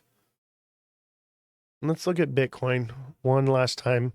So if you are on TikTok, I am ending the live now. Make sure you come over to Twitch. That's Oz the Crypto Goat, all lower cases, no spaces. Don't miss out on the show, guys. So if you want to be on the show, you're going to have to come over to Twitch now. Because we are cutting the live. Thank you all for your overwhelming support. We are about to get into the news and story time. Don't miss story time. Tonight's is going to be juicy. We want you here, though. Yeah, I'm going to be on Twitch. I'll be on Twitch, but TikTok is going to be shutting down. Partially, it's because my phone's dead. The other partially is because it just has to be. But my phone is dead when I started the live, and I have it plugged in, but it overheats and it cuts the live anyway after a little while. So we just have to do it anyway. So make sure you guys come on listen to me, everybody. Okay. This is going to be the greatest show you've ever seen. Okay. I'm telling you, everybody says so. We're all on Twitch when we drink Bud Light. It's going to be beautiful. We're going to build a wall between Twitch and TikTok, and it's going to have a big, beautiful door. And I'll tell you what, I'll walk through it with you. Does Twitch have Zoom? I believe it does, but turn the phone on its side and see how that works for you. All right. Thank you all on TikTok. I'll see you on Twitch. All right. We are Twitch only now. Now we can say things that we're not allowed to say on TikTok. How awesome is that? I can tell you spooky stories. I can tell you about things that I'm not allowed to talk about on TikTok. That is awesome. All right, so I'm going to save story time for the end of the show. Looks like we bounced off 219. Yeah, I'm coming at it. Exactly. Look at all those candles closed exactly at that line right there, baby. Exactly. Textbook, like TikTok seller said. Textbook. All right. And we're moving up. And, but see how we dropped low here? In this resistance zone, we're getting lower lows, which means lower highs. We could break through now. All right. Now we could break through. Or we hit it again and we do another double top, and then it's a bigger double top and we're going to be moving up. That blue line bounce is so amazing. I know, right? Isn't that awesome? And I literally just threw that line on the chart like 5 minutes before the live. I was like, oh, let's draw this line right here. I was like, I set up all this stuff. I added the ghost and the boo, and I lost the XRP. It was supposed to be right here, but I added the ghost and I put the lines because I wanted people to see exactly what we're doing here. Because this could be a bull flag now. We've formed enough of this that we could touch here and come back down. And then that would be what? 1, 2, 3, 4, 5. So this would be wave 5 down here, baby. And that's at 140, 130. Double bottom would be even more awesome. What do you mean double bottom? Oh, you're talking about on the 1 minute? But this was a descending wedge. It was a head and shoulders. It was a descending wedge. It was a diamond top, okay? And according to my calculations, 163 I would say is fulfillment of a diamond top. I would say that fulfills that structure, which means that there's the possibility that, and this could be down here. That line could be down here. Okay. Keep that in mind, which is probably more likely, but we like to be a little conservative. So we're moving it because we have more lines to go off of up there, but this is probably more accurate. All right. Something like that. All right. That's more accurate. So that means that when we come back down 130, and that look at where this right here. Do you see in this area, you see where these candles line up with these wicks right here? That's 225, 230. I think that's where the candle's going to close, somewhere between here. All right, between 125, 125 and 130, right? And just to be conservative, I say 135 because that's another one of those psychological numbers. Where does that line up at? That's May 10th, May 9th. Let's say it's a Sunday. Sunday, May 11th. You heard it here first. If we continue back down, that would be Sunday, May 11th. And look at that lines up with the distance between these two bottom wicks. Boom. So do you see us going back to 240-ish before going down? I do. We have a strong head and shoulders formation forming. And I think Bitcoin still got some steam in it. I think everything's still got some steam in it. What we saw is a huge pump. And we're seeing a little price correction. I think we've got more in it. I do. And I mean, this could be the turnaround. This could blow us out of here. And we start moving up to the $3 zone and higher. Okay. Do you recommend re-entry or wait to see what plays out? I think I would wait till the 3 a.m. sell-off. 3 a.m. Pacific Standard Time is when Asian markets open.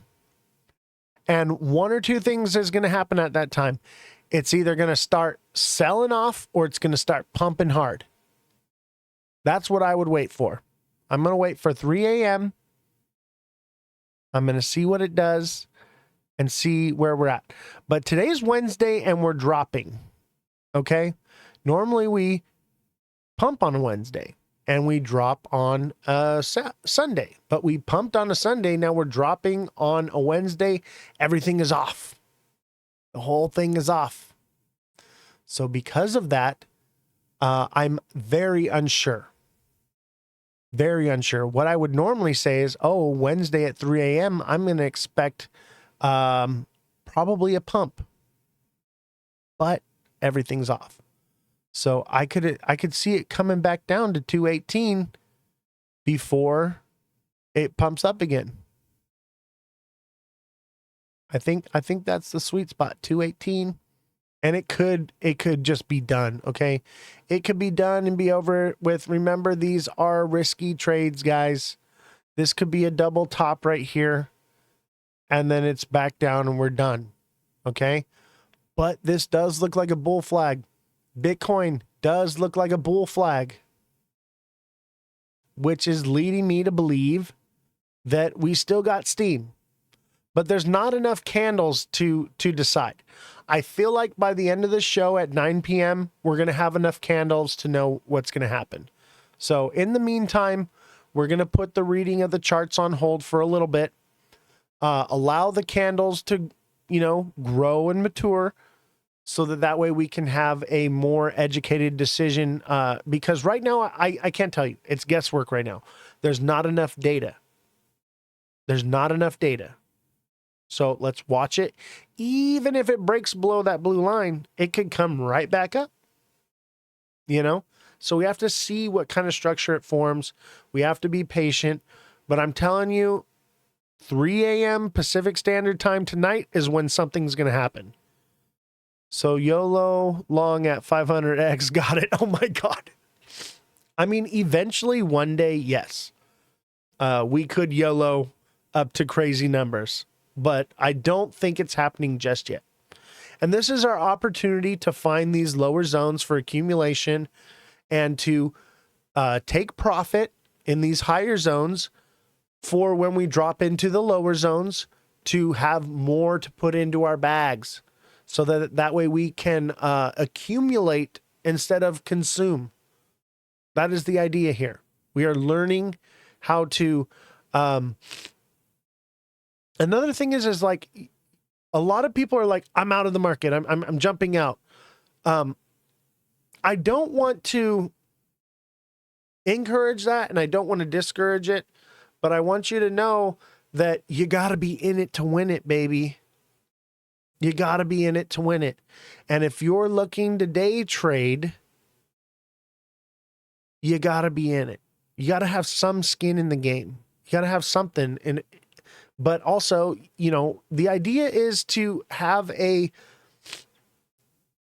plan, have a strategy. My strategy seems to be working. I hope my strategy is working for you guys as well. But my strategy seems to be working perfectly. And I've been using this strategy for many years. I've made lots of mistakes, and it's taken years for me to create this strategy that now is foolproof. I'd never veer from it. I never let my emotions get in the way of it. This is how I day trade. This is just how I do it.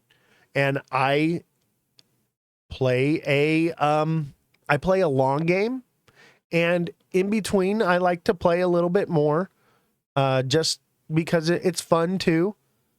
But also at the same time, I want to mitigate my risks.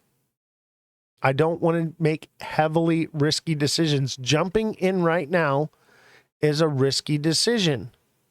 This is what we call a consolidation zone. What we're looking for is a break upward or downward. Because if we lose, let's say we lose 10 cents, and it starts breaking upward, we've got another, 20 more to go? You know, we can't catch the very bottoms of every candle and the very top. We can't always catch that. Sometimes we do. Okay? Sometimes we do. And the ones you really want to try to catch are the bottoms, obviously. And the tops, you're just taking profits as you keep going up, waiting for it to come back down. So you'll sub on Twitch when your Amazon Prime subscription ends. Yeah, no worries, bro. That's all good. I have the Amazon Prime one too, so I get it. Your guys' support is overwhelming. You know, I don't want to try to berate you guys with supporting the show. You guys have been doing a wonderful job. Some have been more generous than others. Some give what they can or contribute what they can. So that's beautiful. As long as we continue to keep doing this, you guys are going to become so profitable that you're just going to be throwing money at the show anyway, because it's coming back to you to keep the show going. You know, that's how it works. Everything that you guys give me, I put right back into you. So that's why you're always seeing new stuff and new things. And wait till you guys see the cameras, man. I got some good cameras. They're AI tracking cameras as well. 4K, high refresh rate. It's going to be beautiful. Like the stage setup, it's going to be it's going to be amazing. Just you guys wait and see. I am constantly growing this thing every day. It is amazing. All right, let's get into the news. I'm not going to read everything. But let's get into a few things. So let me zoom in a little bit here so y'all can see it better. Crypto analyst says XRP is dead. Sentiment is a lie. Reveals the truth. Crypto analyst 589 Bull has asserted that the XRP is dead narrative is a lie. The analyst went further to reveal the truth and explain why market predictions should be bullish on the altcoin despite the current price action. And I am a bit bullish, okay? I just don't think it's happening now. I think it's going to happen in a month or two. So this is our time to accumulate before that craziness goes up. All right? Why XRP is not dead despite current price action. In an X post, he stated that the idea that XRP is dead is a lie. Instead, he stated that the truth is that the altcoin is being embedded in the next financial system. The crypto analyst further remarked that Ripple is building the rails, digitizing liquidity using XRP, mapping corridors, and bleeding retail so that only institutions, bots, and insiders are positioned.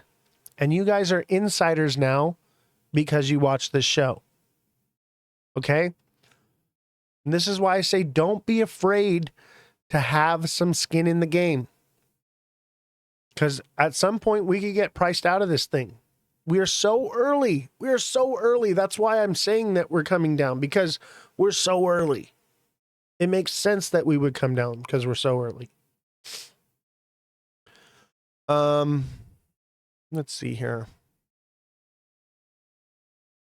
I'm not going to read this whole thing. My throat's killing me. I'm still sick, so you get the idea. But if you guys want to read the full story, go on to TradingView, and it is on TradingView. They have a excellent news, guys. I like TradingView's news better than most news publications. You click this little lightning bolt right down here, and it'll give you all the latest news on XRP. On April 3rd, 2025, Coinbase Derivatives filed with the CFTC to self-certify XRP futures, launching on April 21st, following investors to trade XRP via standardized contracts. And you guys know what futures are, right? Futures are short positions, baby. Futures contracts. We're going to be able to start getting futures in the United States. Some of you are doing shorts already. You don't live in the United States. But for those of us in the United States, futures contracts have been against the law for XRP. Those are coming back, baby. And then here's one. LAPD seizes 2.7 million in stolen Bitcoin miners after cargo ring bust. What? What are XRP futures and how to invest in them? Let's take a look at that. If you're following developments, the cryptocurrency market, you've likely noticed that the Coinbase derivatives have introduced XRP's futures contracts. Let's take a closer look. What are XRP's futures? XRP futures are standardized financial contracts that allow you to agree to buy or sell at a predetermined excuse me, predetermined price on a specific future date. Rather than trading the actual token, you're trading a contract that tracks the price of XRP. So futures are shorts. These are how you get short positions. So this is actually really cool. So do I think they'll start shorting the market first? Yes. I think they'll short the market first to drive it down. And that comes in April. What date did they say it was? April 3rd. They filed it, and it will be launched April 21st. So it's only been a couple days, right? So it's pumping. It's pumping because of this. But eventually, they're going to get that price up there real nice and deep like, and be just the beautiful bull trap to come in with those short positions, baby. That's what I think is going to happen. They're going to let it ride just enough to make you feel like it's all better. We have returned to normal, and they are going to short the hell out of it for the next 2 months and drive this price into the ground. That's what I think. All right, let's see here. So, let me get a drink, man. I tell you, my throat is killing me.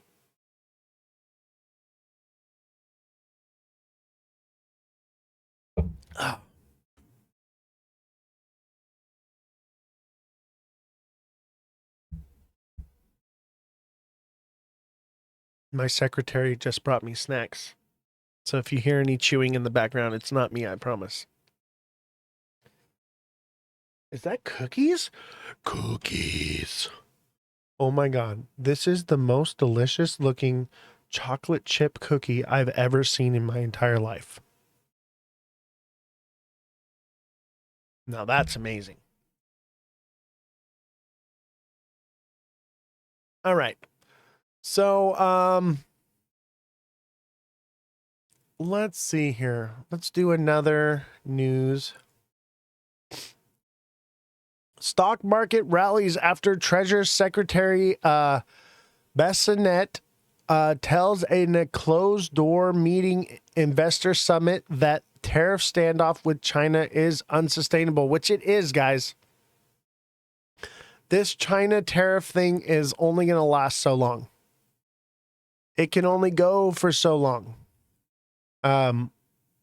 We get way too many products from China. And let me tell you something. China will print money like it's crazy. They will sacrifice as many people as they have to. They will do whatever it takes to win this, or at least have some kind of leverage. And that's the leverage they have. Our shelves will be empty. China is not backing down. They're upping the ante. Exactly. We are actually starting to back down now. Trump is backing down on China, and they have to. They have to come to some sort of agreement. I guess it sounds like he's coming back down to the original 10%. But China has not agreed to remove anything that they've done to us. But we're agreeing to do things. Because they have the upper hand in this. They do. They produce everything. We get everything from China. So it's not going to last long. And I think maybe Trump assumed that they were going to want to negotiate at some point, and he just felt disrespected or whatever, and he just went off the handle. But it's not working. It's not working. And let me tell you something. Every deal that Donald Trump has made with China, they say, oh, we've got this amazing deal. It's beautiful. It's going to be amazing. We're going to make lots of money. China never holds up their end. They always blow it and do what they want. China's playing a long game here. And I'll tell you this right now. It's like Donald Trump and China are the two parents in the front seat. Donald Trump's in the driver's seat. China's sitting in the passenger seat, husband and wife. And Canada and Mexico are the kids in the back seat. Okay? And Trump is headed full speed for a tree and says, so help me God, I will drive this car into a fucking tree. That's what's happening right now. And you know what? China's sitting in the front seat next to him saying, do it. I don't care. And Trump's saying, I'll take you all with me. China's like, I don't care. Go for it. Smug. No reaction. Completely cold, shut off. Ready for it to happen. Is completely okay with sacrificing their own children, their own people, whatever it is. They will print money like crazy to like World War II Germany. They will allow their people to starve and die. They do not care. Their thinking is, we're overpopulated anyway, and we're the ones in power. We have control over everything. We're not going to miss out on anything, but they will. Who cares? Who cares about them? They literally welded people in their homes during COVID. Welded people inside of their homes. They black bagged and disappeared people during COVID. Doctors that would speak out or say anything that they didn't want them to say disappeared like that. Nobody knows what happened to them. China, that's the one to be scared of. Now, military-wise, I don't think they're as powerful as us. But I don't think that these wars are going to be fought with military equipment. Not these big, giant countries like China and Russia and the U.S. There'll be proxy wars that are fought, but these major battles will be fought in the minds of you and me on TikTok. It's literally, there is a battle happening on TikTok right now with this show. This show is the front lines, guys. You guys are in the infantry. Okay, we are fighting right now, and I am your general leading you into battle, bringing you here to Twitch, getting you off of the dopamine hit, bringing you to a place where we can say and speak and do things and have the ability to be who we want to be and not controlled. They may have more power, but you know what? We have a voice. You have a voice. We're here now. We're on Twitch. We have a decent show on Twitch watching. We have more people on Twitch watching right now than we had on TikTok the entire life.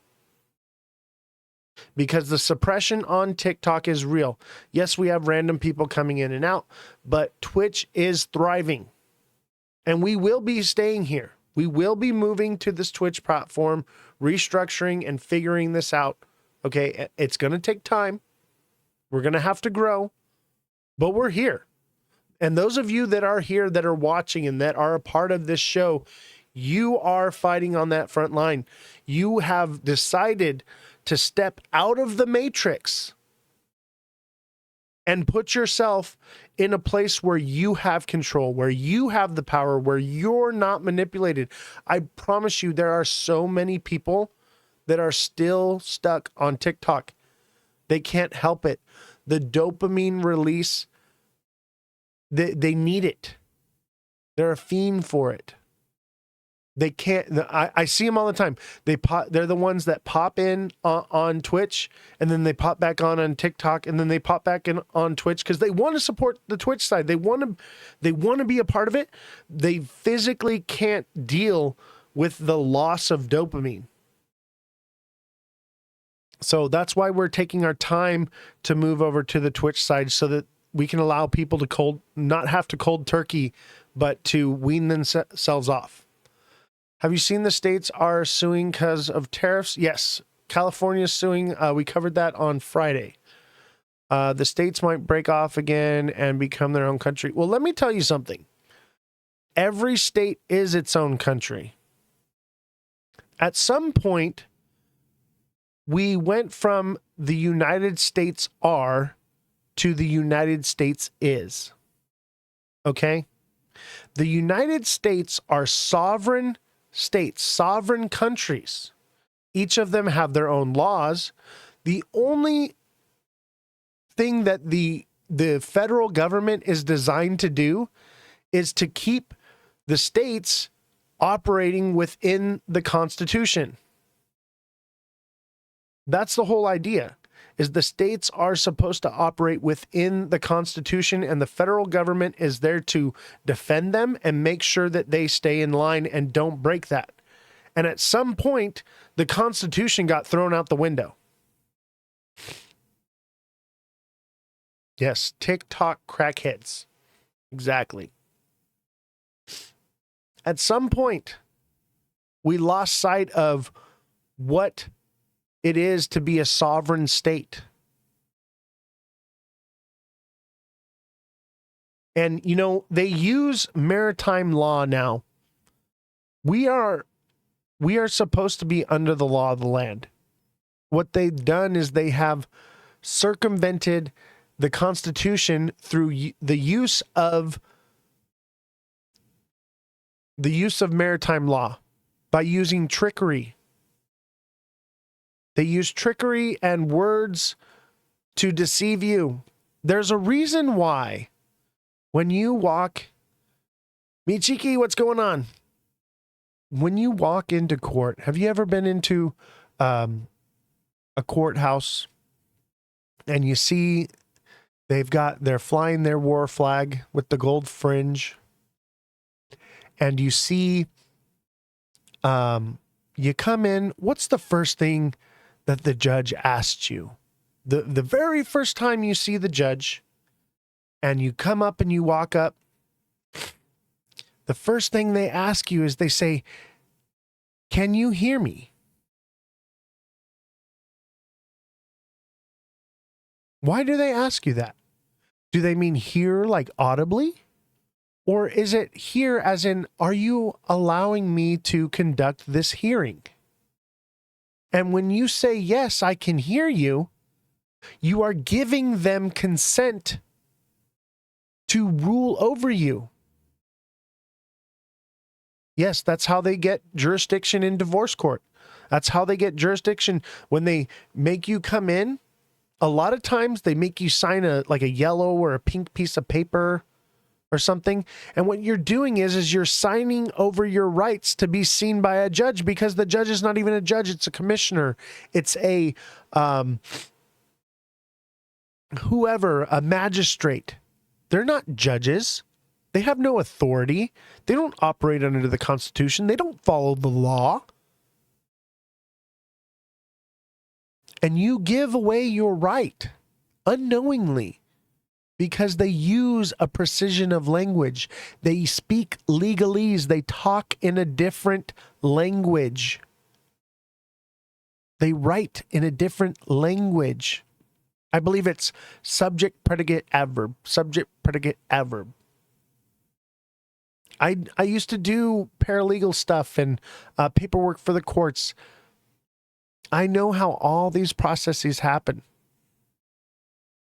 I literally went through a divorce. I had a crazy ex that took my kids from me and used legal rape against me. If you guys don't know what legal rape is, look it up. She tried to take everything from me.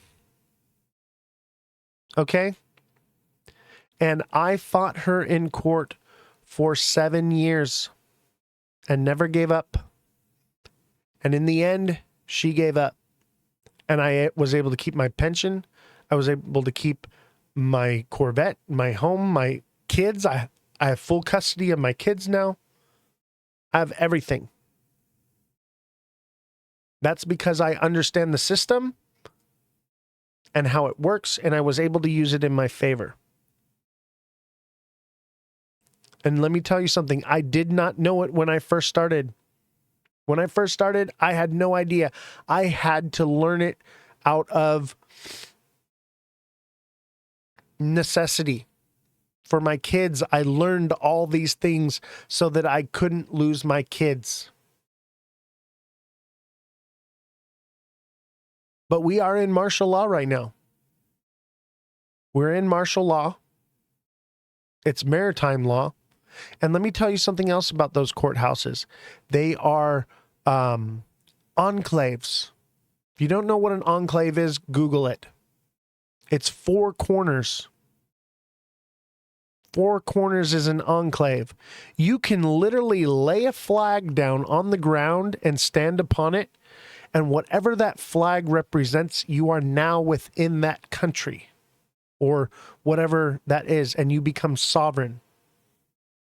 If you lay a flag on the ground and stand upon it, you can't be arrested. Did you know that?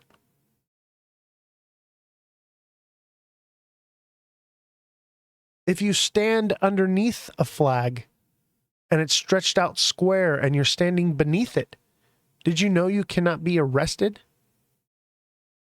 Because it's out of their jurisdiction. Anything within 4 corners. And if they do, they can be sued for kidnapping. But you have to know these things. And they will. They'll break it because they assume you don't know your rights. They assume you don't know who you are. They assume you do not know how to govern yourself and be sovereign. They assume. The courts operate on assumption.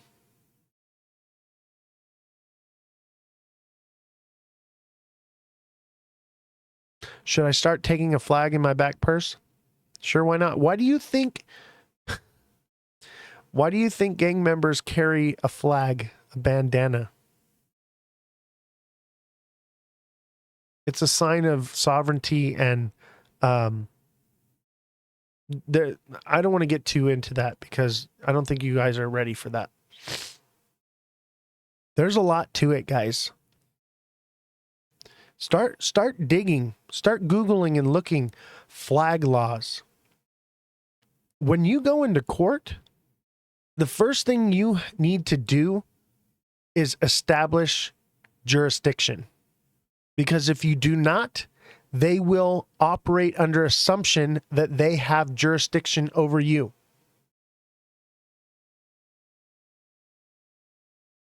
So when you go into court, you have to let them know, you do not have jurisdiction over me. I do not operate under maritime law. I am a sovereign human, not a sovereign citizen, a sovereign living man, woman. I'm alive. I'm not the straw man on paper. Start looking into these things. Start learning what they are. Because even if you don't live in the United States, they're doing these things to you as well. Just the processes and whatnot is probably somewhat different. But here in the US, this is happening to you. You are being trafficked. Why do you think you need a driver's license? Drivers you don't have to have a license to travel. That's against the Constitution. But drivers have to have a license because they're conducting commerce. Are you conducting commerce when you're moving yourself down a public highway? It literally says that the Supreme Court says that you have the right to travel, whether it be automotive, locomotive, horse and buggy. They cannot keep you. Driving is not a privilege. Driving is a right. But driving, first of all, you got to look up Black's Law. Black's Law Dictionary is the definitions of these words, okay? A driver is somebody that is like a delivery driver conducting in commerce, okay? When you are operating a motor vehicle and transporting yourself and your property from point A to point B, you are traveling. You are a traveler, not a driver. You do not need a driver's license in order to travel. You have the free right of mobility and travel among the roads and railways. That is a God-given right, inalienable. Do you know what inalienable means? It means it's not something that is granted to you. It is something you are born with and endowed by your Creator. And that no matter what piece of paper they write or try to create, it doesn't make it go away.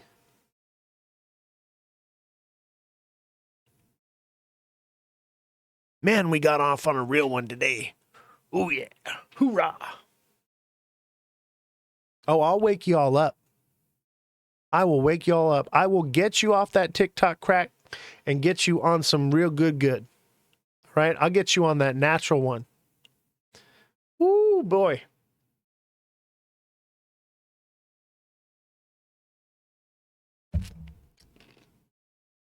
By the way, I don't do drugs. I'm sober. I have kids. I drink water. I used to run like 14 miles a day. Got hit by a drunk driver. Now I just chill.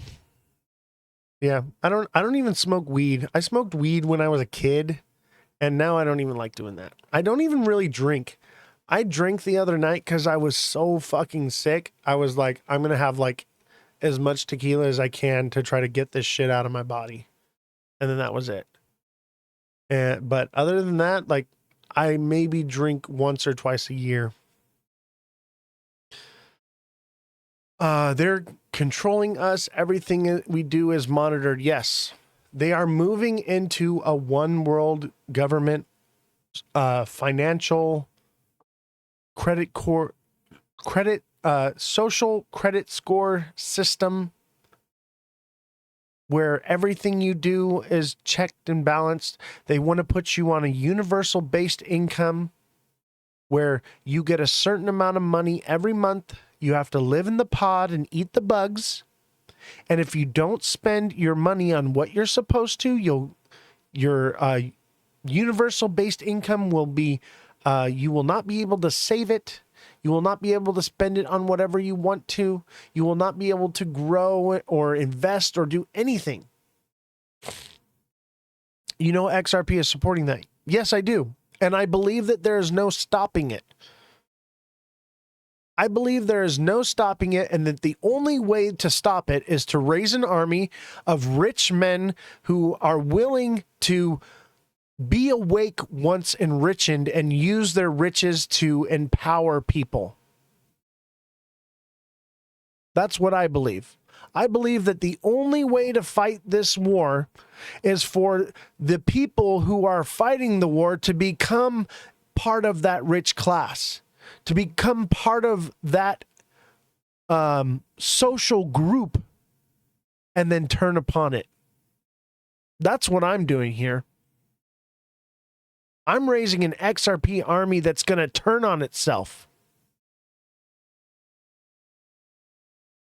Do you believe the Ascension will win? The what? Ascension will win? What's the Ascension? Yeah, or they'll buy it back. They'll force you to sell it, just like they forced you to sell your gold back in, 1933 in the U.S.? They'll confiscate it from you.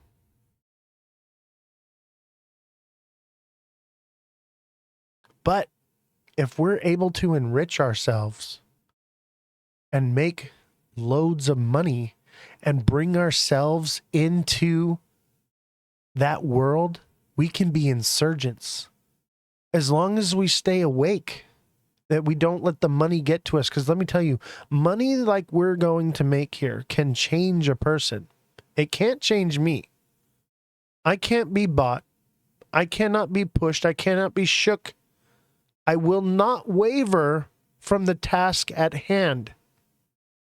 There is one ultimate goal, and that is what I will always push for. And nothing will ever get in my way. And what I'm doing is I'm looking for people who have that same goal, or just regular people that just don't want to suffer as much. Either way, someone is going to rise to the occasion.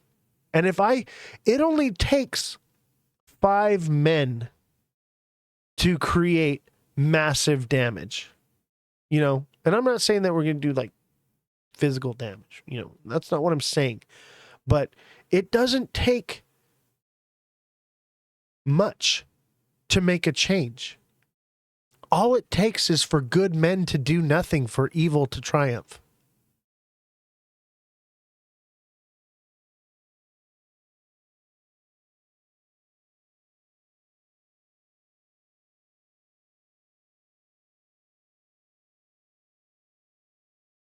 All it takes for evil to triumph is for good men to do nothing.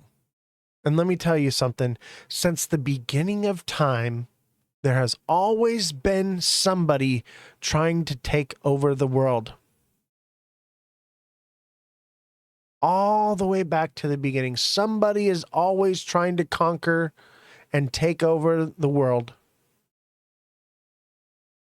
Since the beginning of it, somebody's in control, wants to be in control of everything. And if you think that has gone away, you've lost your mind. You've lost the plot, in the words of Gordon Ramsay. If you believe in evil, why don't you know about the new earth? What do you mean, the new earth? Got to stand for something or you're likely to fall for anything. Exactly. What do you mean the new earth? I know about the new earth. And let me tell you something. The new earth that they are trying to feed you is the Hunger Games, okay? That's the new earth they're looking for. The Hunger Games. Now, are people going to battle to the death? No, but that division of class is what they're looking at. The whole new earth utopian society thing, it doesn't work. It works on a small scale. Okay? Socialism, communism, those types of things work on a small scale. But once you grow into a massive group of people, it's unsustainable because greed will always triumph. Greed is the issue.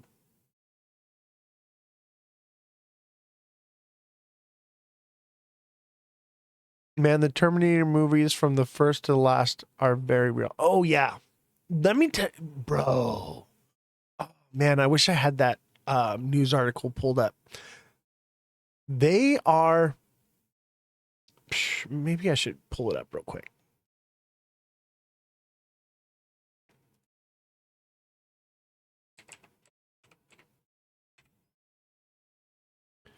Let me see.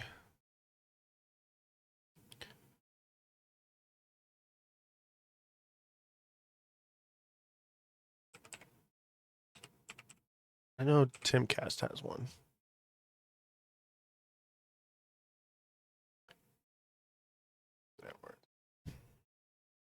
By the way, if you don't watch Tim Pool, definitely check it out. Definitely a fan.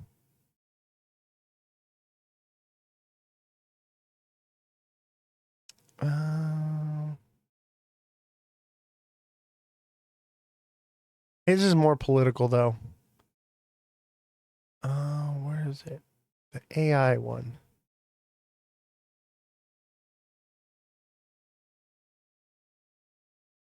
I don't know where it is. Okay. So there is a news article that basically says that super powered AI will control the world within 2 to 3 years. 2 to 3 years, a super powered AI will control everything. You guys ever watch Futurama? You ever see the episode where Bender keeps replicating himself? And then there's more and more and more of Bender, and they're just like down to like a microscopic level. Oh, They Live with Rowdy Roddy Piper. Yes, I know about They Live. Bro, who do you think you're talking to? Who do you think you're talking to? I don't know about They Live.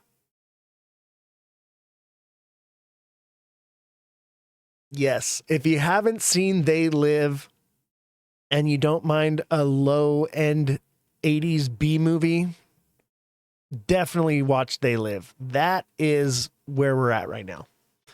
Now, are the aliens really in control? Who knows? Oh, it's bad. I actually like it, but it's bad. It's so good. The story is so good, but it's so bad. Yeah, it's like what are they? Wrestlers? WWF wrestlers from back in the day made a movie.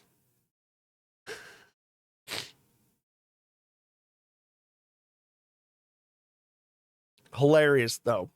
I mean, also really, really powerful story. So if you guys have not seen They Live, definitely go and find it. Probably on Amazon or something like that. You're going to want to see that. You know which movie I just watched? I watched the Sneakers movie. Remember the one that they talk, the XRP is mentioned in Sneakers? I watched that. That's a really good movie. Yeah, I ended up buying it on Amazon. I was like, okay, I need to watch this movie and find out what the hype's all about and what's going on with it. But yeah, XRP is named in a movie from 1993 for Federal Reserve Electronic Transfers Funds.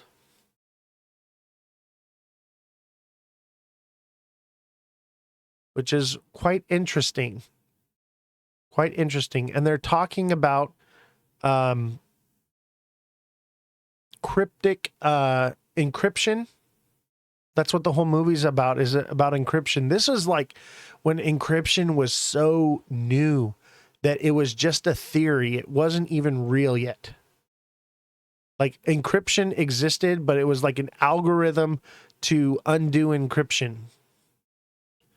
Yeah, definitely something to watch. Highly recommend it. I enjoyed every minute of it. Who's in it? Who's that? Robert Redford, I think. Great movie.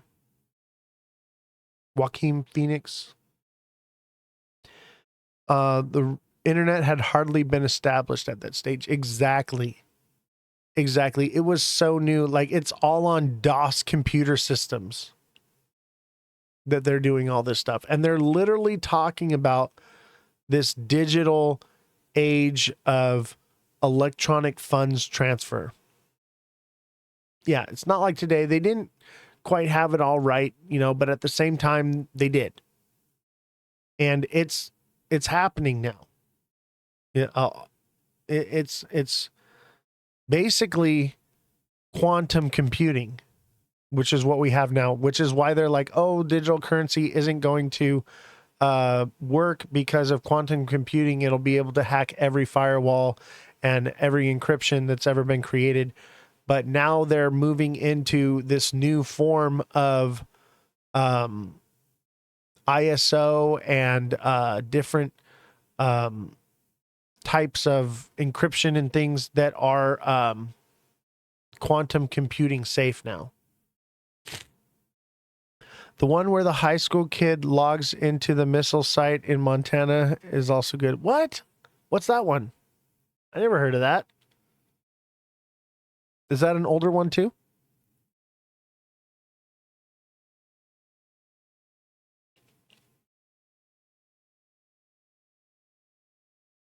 War Games. Oh, yeah, War Games. Man, I haven't seen that in a long time. That's a good one. There's money magazines from early 80s that explained all of this for the future as well, which is now. Exactly. You think this has all happened by mistake? You don't think this is all a grand design? That's why I'm like, there's no way to fight it except for from the inside.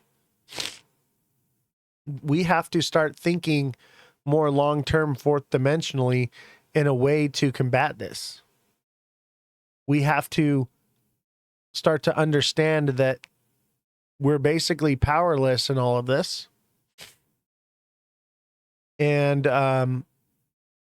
we're along for the ride, so we might as well ride it to a position of power or wealth where we can actually do something about it. You know what? I just saw something. Look at this. Look at that. That lines up. That lines up. I can probably make this line even more accurate.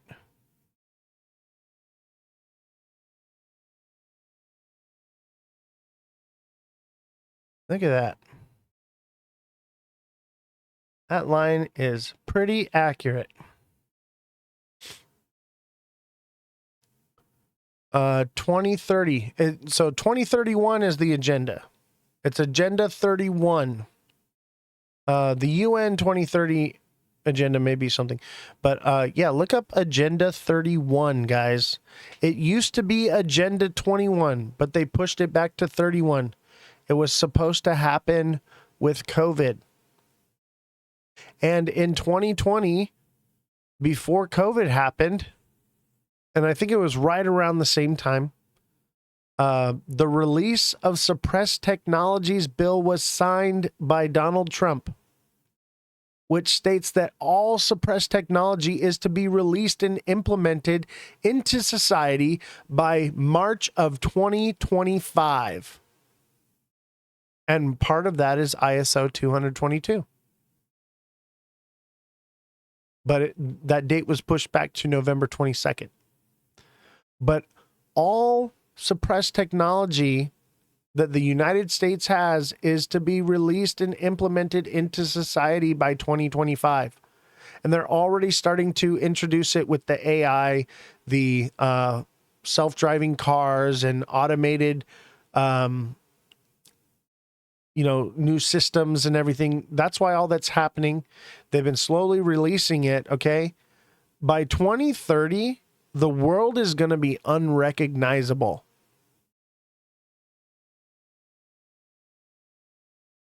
Yes, alien tech, or it's just tech that we came up with that it seems alien because we've never seen anything like it before.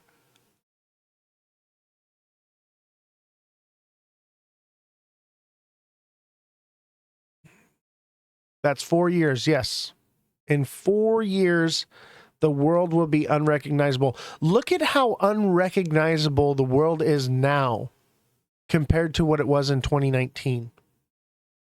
The world is unrecognizable. It still feels like 2020. Nothing has changed about COVID. Nothing has happened since lockdown. From 80s to now is huge, yeah.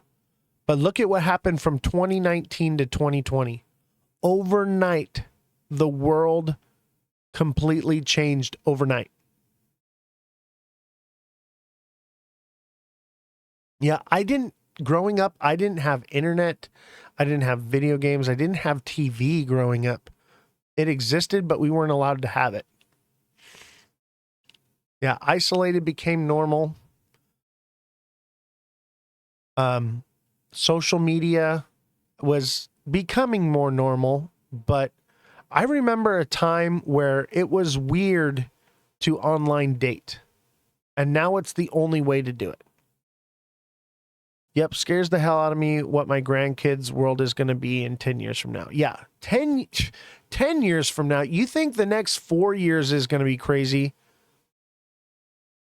Wait till 10 years. And that's why everyone's speculating like all these things are going to happen. Yeah, no human compassion. By the way, I'm working on a new meme right now. I'm waiting for the AI to generate it right now, but you guys are going to like it. It's still weird to online date. I know online dating is awful. It's awful, and I'm so glad I'll never have to do it again because I'm done. I will never, ever, ever do that again. I would rather live in a pod and eat the bugs than freaking online date. COVID made people ignorant, mad, miserable, entitled, and bifurcated. COVID made people bifurcated. If you don't know what that means, it split us with identity politics.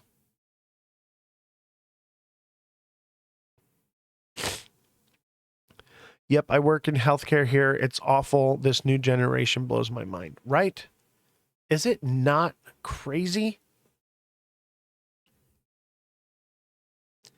The world is changing rapidly. And that's why we know that XRP, all this crypto space, we are turned on to it because we're in crypto. We are awake to it. We are awake to it because we're in crypto. And that's why I'm using crypto as my space to find my people.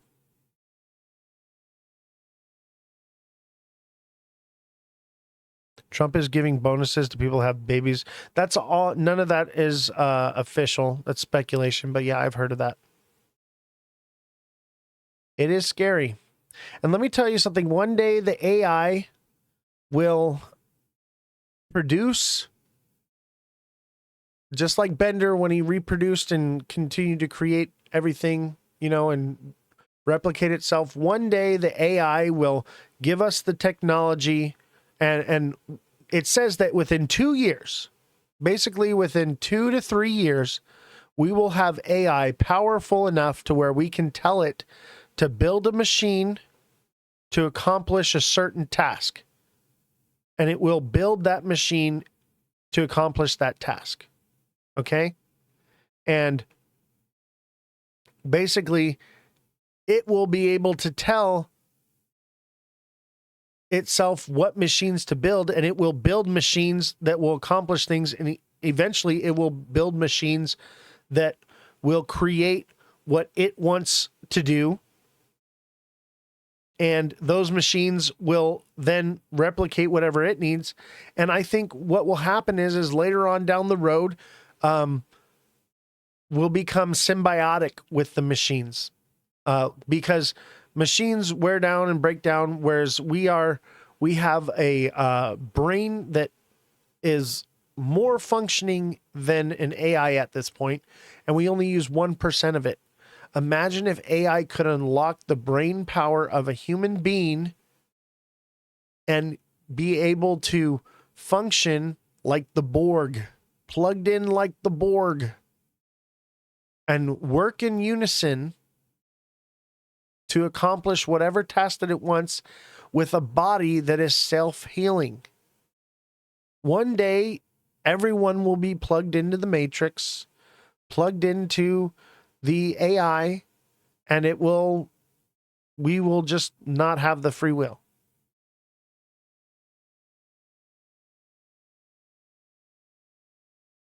But we haven't released a cure for cancer yet. There is a cure for cancer.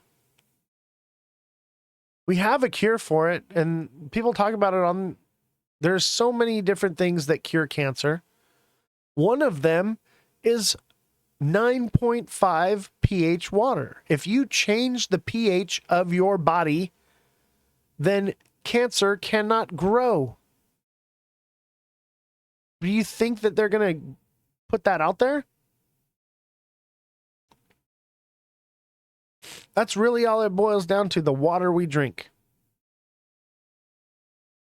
What's the XRP prognosis? This little bitty dot right here. 147, baby. I think we're going to that.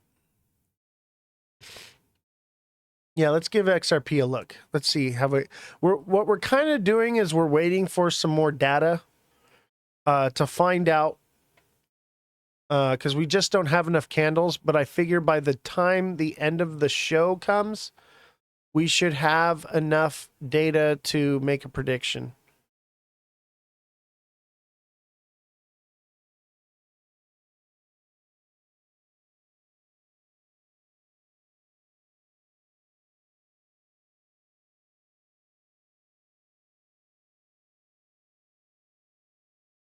Looks like it's dancing along the line. It still could be a head and shoulders and come down. It's touching the line, you know, it wants to. But if it continues over the next couple hours while we're doing the show, the ghost boo, yeah, I changed it up. I still have the boo right here to remind y'all where we're at. Because I do think we could possibly be, only because, you know, generally May, June, and the first part of July are the bottom before the next push up. So, you know, they say sell in May, go away. So we could still be forming a bit of a head and shoulders here, which also emulates the inverted head and shoulders, I believe.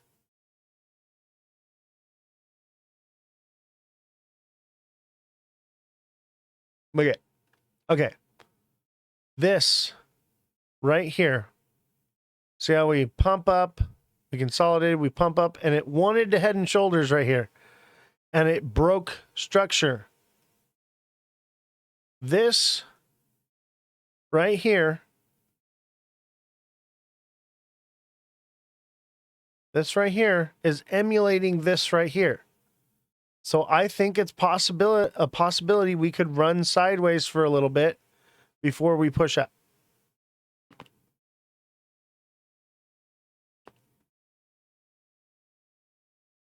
But I don't. Okay, on the 1 hour,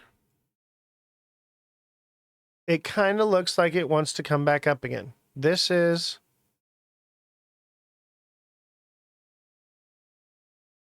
that's likely. And that would put us at tomorrow at 8 a.m. Lines up. So when I say 3 a.m. it starts pumping. So 3 a.m. would be when it starts pumping. Boom. That lines up with that 3 a.m. pump. So I think it's going to pump. I think we're going to hit this mark up here. I really do, because this inverted head and shoulders, we've only gotten a shoulder, a head, and another shoulder. We haven't formed that body yet. We need to make the body. But as you can see, the body is never straight. It's never one candle all the way up. It's jagged. We've been pumping on Sundays, haven't we, huh? That would put us at a Saturday or Sunday. Maybe Friday. Maybe Friday. Maybe Saturday. Maybe Sunday. We've been pumping on Sundays too, though. But as you can see, we have a new ghost.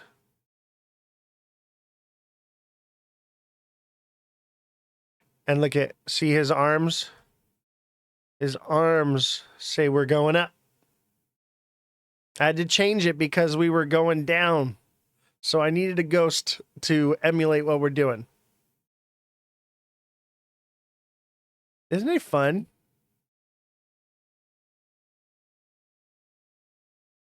Yeah, it looks like it's going to have, I mean, the timelines match up with everything. The lines match up with everything.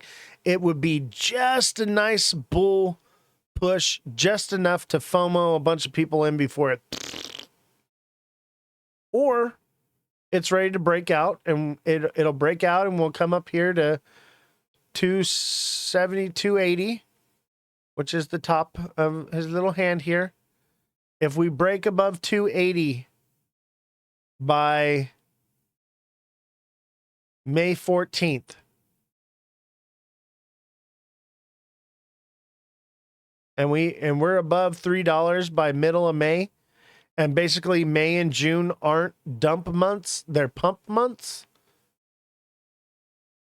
I would expect to see $5 to $7.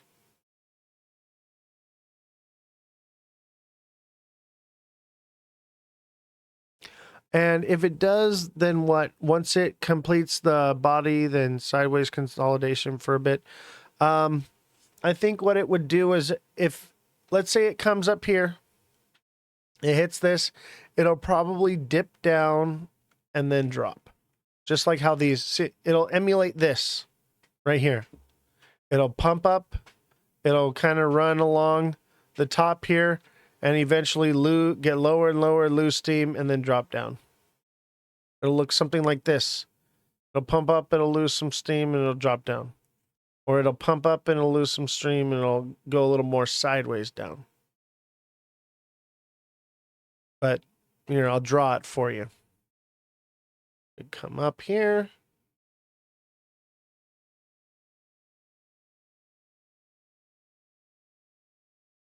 Something like that. Right there at 245. Or excuse me, 145. That sounds about right. Zoom in. My bad. My bad.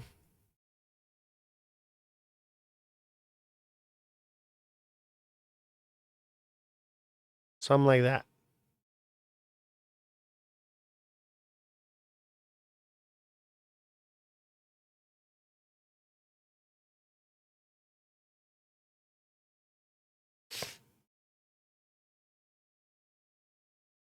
That's what it'll probably look like. It'll come up here. It'll do this. It'll tap it again a little lower. And it'll lose its steam. Everyone's going to go, oh no. And then it'll, right here at this line here, it'll, oh, we're going to retrace back up. No, it's not going to do it, and fall back down. Just like that. Just how it bumps up here, it'll... And then we'd be down in that 140 zone. And I believe that that would be a complete fulfillment of the diamond top. I think that if that happens, that would be complete fulfillment of the diamond top. And we would be out of this bear structure, which would mean we would either pump here and continue upward, because this would be 1, 2, 3, 4. No, let's see. 1, 2, 3, 4, 5, 6.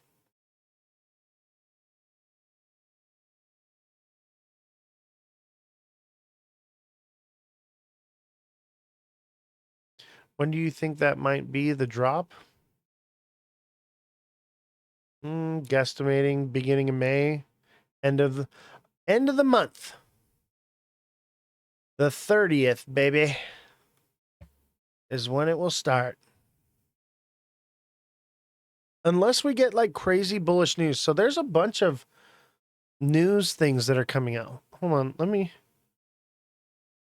I was going to pull these up, and honestly, I was just feeling really sick, and I was going to leave this out of the show and just cover it another day, because it's not quite vetted yet, but I believe it to be true. Bear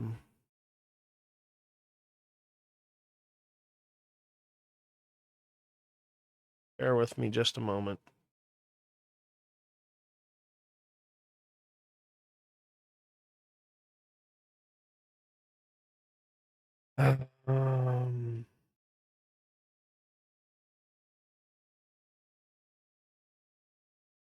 Maybe this is it.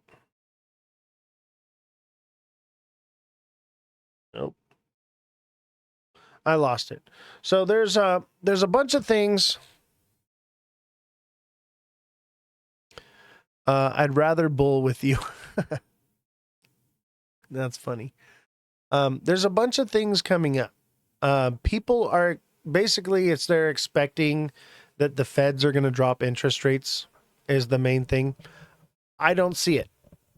I don't see the feds dropping interest rates till maybe July, if not at all.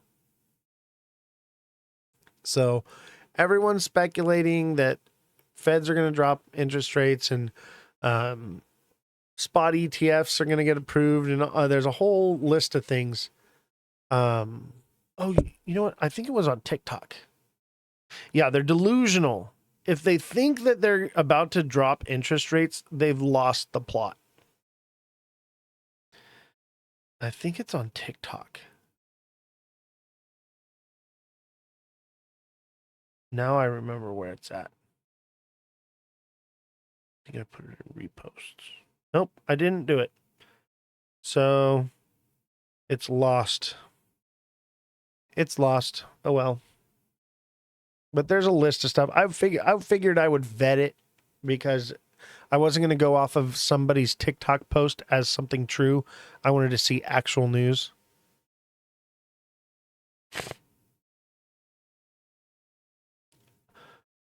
That's not before you enter into nuclear war. Yeah, I don't think it's going to be a nuclear war, guys. It's going to be a war in the minds of everyday people like you and me. It's going to be a war on TikTok. In TikTok. There's one guy that said it. I'll find it. Yeah. There's one guy that's got a list of stuff that's coming up on for XRP and crypto in the next couple months that are supposed to be bullish news, but I think that it's kind of a stretch to say that it's going to be good news. I think we're getting the good news pumps right now, and we're probably in for some more bad news. They tend to feed us with a bunch of good news that is short-lived, that's just enough to give us a little bit, and then it's not enough, and then we get the bad news. So I feel like every time we get good news, I'm like, all right, what's the bad news? What's the bad news coming now? Because they always give good news right before they give bad news.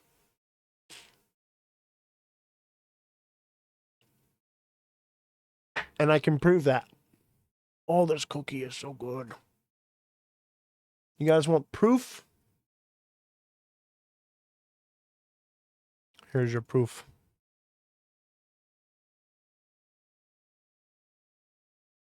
Here's your proof right here. The Trump candles. Trump announces the strategic reserve. Tariffs go into place the next day. Brad Garlinghouse announces the end of the Ripple case, which wasn't even true. And then the feds release that they're not dropping interest rates. Always right before something bad's going to happen, they say something good is happening, just to keep the prices up.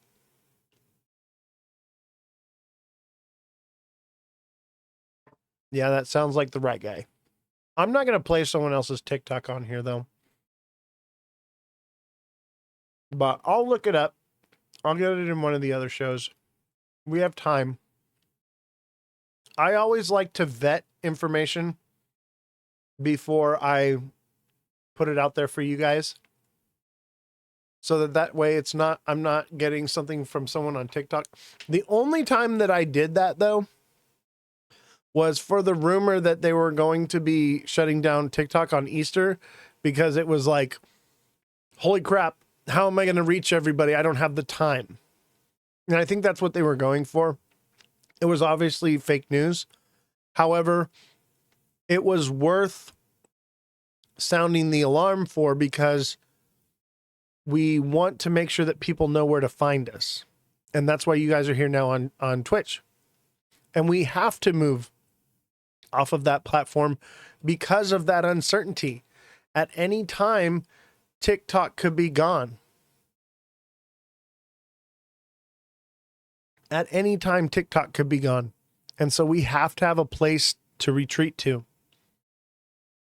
So that's why we have this platform now. And that's why I've started cutting the live shorter on TikTok, because I'm trying to give people, because when I go live the whole time on TikTok, they just stay on TikTok. And it's like, if you want to be a part of this, you have to get over here and do this, because this is what we're doing. All right. What time is it? Okay, we have a little bit of time. I want to leave. I'm gonna skip this. Well, I'll just read the headlines, but this is pretty much vetted. So, businesses are already trying to pass tariff costs onto customers, Fed report says. Okay. Does this mean that they'll drop interest rates? No, because the Fed already said that they're not dropping interest rates unless there's an unemployment crisis. That's what he said. That's what it's probably going to be. And there is no unemployment crisis. Even with all of the Doge government cuts and people that quit their jobs with the government, there's no unemployment crisis. They actually produced more jobs than they thought. So I don't see them dropping interest rates anytime soon. Question. Do you guys want to hear this? U.S. Secretary Treasury Scott Bessent. This is pretty important. I'll skip through the nonsense, but we need to listen to what he has to say. So let's give it a listen here. Good, thank you. Excuse me. Good, and thank you for that kind introduction. It's an honor to be here. In the final months of World War II, Western leaders convened the greatest economic minds of their generation. Their task, to build a new financial system. At a quiet resort high up in the mountains of New Hampshire, they laid the foundation for Pax Americana. The architects of Bretton Woods recognized that a global economy required global coordination. To encourage that coordination, they created the IMF and the World Bank. These twin institutions were born after a period of intense geopolitical and economic volatility. The purpose of the IMF and the World Bank was to better align national interest with international order, thereby bringing stability to an unstable world. So we have to cut this every couple minutes and comment on it. Otherwise, it's not fair use. So they're talking about restructuring the financial system. The reason I don't zoom in is because I want to be able to post these on I want to be able to post it on Twitch or on YouTube still, and this is a YouTube video. So my hands are kind of tied. So we're watching the charts and we're listening at the same time, but we're mainly listening. It's just a dude in a suit next to the American flag speaking. There's nothing really to watch. What we want to watch is the chart. Obviously, we could not watch it at all and it still be just as relevant. But he spoke today. Secretary of Treasury. So we have to do commentation. Okay, dude in a suit, goat on Twitch. Got it. Exactly. Here we go. In short, their purpose was to restore and preserve balance. This remains the purpose of the Bretton Woods institutions. Yet everywhere we look across the international system today, we see imbalance. The good news, it doesn't have to be this way. My goal this morning is to outline a blueprint to restore equilibrium to the global financial system and the institutions designed to uphold it. I have spent the bulk of my career from the outside looking in on financial policy circles. Now I am on the inside looking out. I am eager to work with each of you to restore order to the international system. To achieve this, however, we must first reconstruct the IMF and World Bank reconnect the IMF and the World Bank with their founding mission. Reconnect or reconstruct? He said reconstruct and then took it back and said reconnect. What do you think? I think he said what he really meant and was like, oops, I wasn't supposed to say that. I think they're actually reconstructing the financial system. Do you really think that that was an accident? I do. I think it was an accident. And I think he said it because his mind was saying something else and he subconsciously said the truth. He subconsciously, unknowingly said the truth. and then took it back quickly. And, you know, that is part of how they lie without lying, because they operate in a system where they're not allowed to lie to you. They have to tell you openly what they're doing, and they do it without doing it. And that's just what he did right there. And being in where I've been at and being a part of this and seeing this firsthand, and that's exactly how they do it. Whether it was unintentional or intentional, that's exactly how it's done. It's all about wording, exactly. And it's all on a teleprompter. It's all on a teleprompter. He's reading. There's a little screen right here. You see it? It's clear. I used to set these things up and program them and do all of them. This was all part of my job. I would put on this little microphone here. I would put on this I would power the lectern mic. I'd do the lavalier mics.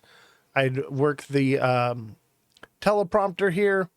I'd set up the flag and this little background, put the little podium here. That's all me. The lectern, that's all me, baby. I used to do all this stuff. I know that these things are scripted. I know that how this stuff works. And let me tell you right now, I don't think that that was unintentional. I think it was scripted. It was scripted to be and seem unintentional. At least in my experience, that's what I've seen. It's all Hollywood. It's all scripted. They know exactly what they're doing. It's rehearsed and practiced.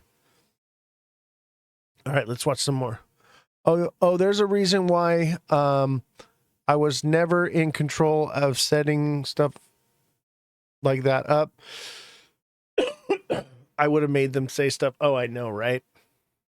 I know. I would have totally too. Like Bruce Almighty. I like a do da cha-cha. Yeah, that would be me too. But no, I had a good career. I should have done something my last day. I didn't know my last day was going to be my last day. I did kind of go out with a bang. My last day, I did a corporate event thing.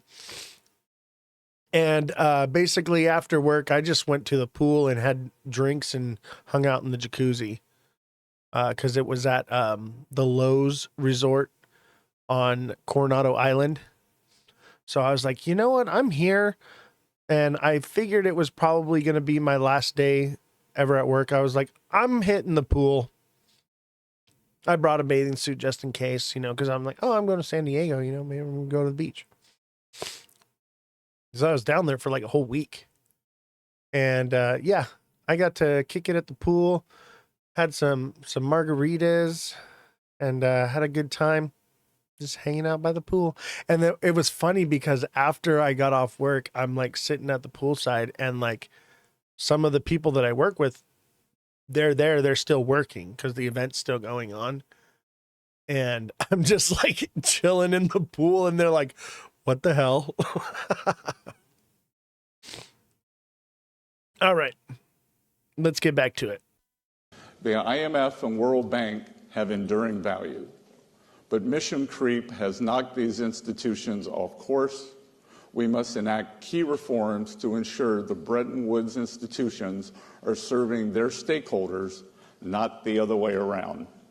Bringing balance back to global finance will require clear-eyed leadership from the IMF and World Bank. Global this finance. Morning, I will explain how they can provide that leadership to build safer, stronger, and more prosperous economies all around the world.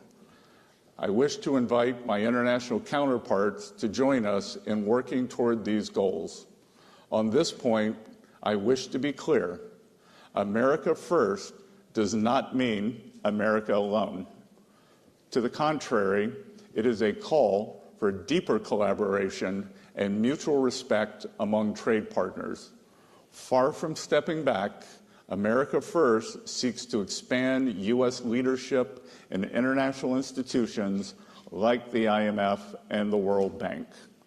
By embracing a stronger leadership role, America First seeks to restore fairness to the international economic system. Nowhere is the imbalance I mentioned earlier more obvious than in the world of trade.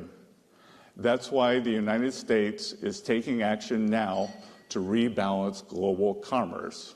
For decades, successive administrations relied on faulty assumptions that our trading partners would implement policies that would drive a balanced global economy.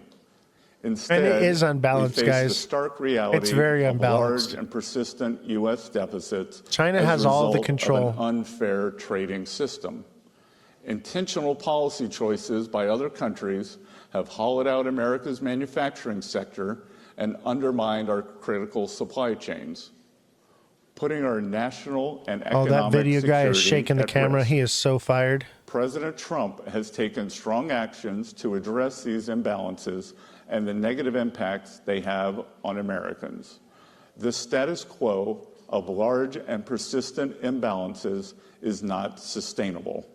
It is not sustainable for the United States, and ultimately, it is not sustainable for other economies. Now, I know sustainability That's what they were is a saying, popular that term it is around here, but I'm unsustainable not talking about for climate change or carbon this footprints. trade war with I'm talking China about to economic and financial continue. stability, And that's why kind the of market's pumped. Sustainability that raises standards of living. This is why the and market's keeps markets pumped, because of afloat. what he said right now. International financial institutions must be singularly focused on upholding this kind of sustainability if they are to succeed in their missions. In response to President Trump's tariff announcements, more than 100 countries have approached us, wanting to help rebalance global trade. These countries have responded openly and positively to the President's actions to create a more balanced international system. We are engaged in meaningful discussions and look forward to talking with others. China, in particular,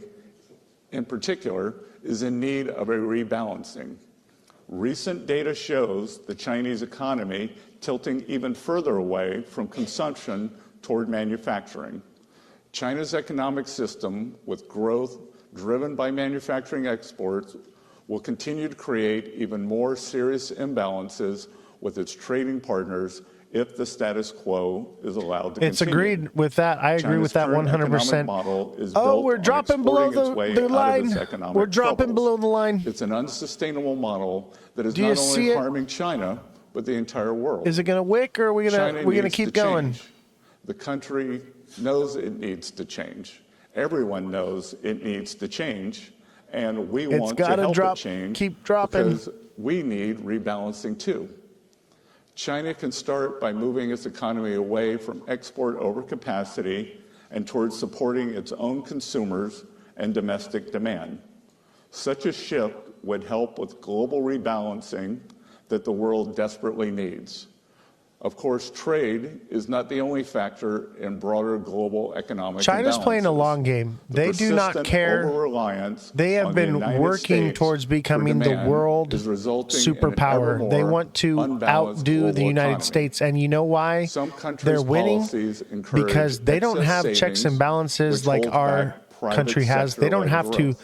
change Others hands of keep power every wages 4 artificially years. depressed, which They also have the suppresses upper growth. hand. These practices contribute to global dependence on U.S. demand to spur growth. They also lead to a global economy that is weaker and more vulnerable than it should be. In Europe, former ECB President Mario Draghi has identified several sources of stagnation, and he has outlined several recommendations to get the European economy back on the right track. European countries would do well to take his recommendations to heart. Europe has already taken some long overdue initial steps that I applaud. These steps create a new source of global demand and also involve Europe stepping up on the security front. I believe global economic relationships should come to reflect security partnerships. Security partners are more likely to have compatible economies structured for mutually beneficial trade. If the United States continues offering security guarantees and open markets, then our allies must step up with stronger commitments to shared defense. We didn't break the line. The initial actions from We still Europe could, on increased fiscal but it and looks like defense it's popping spending back are up. proof that the Trump administration's policies are indeed working. The Trump administration and the U.S. Treasury are committed to maintaining and expanding U.S. economic leadership in the world. This is especially true at the international financial institutions. The IMF and World Bank serve critical roles in the international system, and the Trump administration is eager to work with them so long as they can stay true to their missions. And under the status quo, they are falling short. The Bretton Woods institutions must step back from their sprawling and unfocused agendas, which have stifled their ability to deliver on their core mandates. Going forward, the Trump administration will leverage U.S. leadership and influence at these institutions and push them to accomplish their very important mandates. The United States will also demand that the management and staffs of these institutions be accountable for demonstrating real progress. I invite all of you to join us in working to refocus these institutions on their core missions. It is in our collective interest to do so. The IMF. First, we must make the IMF again. The IMF's mission is to promote international monetary cooperation, facilitate the balanced growth of international trade, encourage economic growth, and discourage harmful policies like competitive exchange rate depreciation. These are crucial. But this is why we're pumping. Because of this speech, people are speculating that the trade war is about to end soon. The IMF has suffered from mission creep. The IMF was once unwavering in its mission of promoting global monetary cooperation and financial stability. Now it devotes disproportionate time and resources to work on climate change, gender, and social issues. These issues are not the IMF's mission. And the IMF's focus in these areas is crowding out its work on critical macroeconomic issues. The IMF must be a brutal truth teller and not just to some members. Today, the IMF has been whistling past the graveyard. Its 2024 external sector report was entitled Imbalances Receding. This Pollyannish outlook talking about the city? What do you mean talking about the city? An institution more dedicated to preserving the status quo than answering the hard questions. Here in the United States, like the underground city below LA? We need to get That's coming our up after fiscal the house speech. in order. The last administration ran up the largest peacetime deficit in our nation's history. The current administration is committed to fixing this. We are open to critique, but we will not abide the IMF failing to critique the countries that most need it, principally surplus countries. In line with its core mandate, the IMF needs to call out countries like China that have pursued globally distorted policies and opaque currency practices for many decades. I also expect the IMF to call out unsustainable lending practices by certain creditor countries. The IMF should push more proactively official bilateral lenders to come to the table early to work with borrower countries to minimize periods of debt distress. The IMF must refocus its lending on addressing balance of payment problems, and its lending should be temporary. When done responsibly, IMF lending is at the very core of its contribution to the global economy. You know, lending is a big problem with inflation right now. So basically right now, where the way things work is when a bank has money, they can lend out 90% of what they have in holdings. So if they have $100, they can lend out $90. And I'm using lower numbers just so it's easier to do the math. But for every $100 that they have in the bank, they can lend out $90. Okay. And what happens is they lend out that money, and then somebody takes that money, that loan, out of the bank and goes and buys something from somebody else.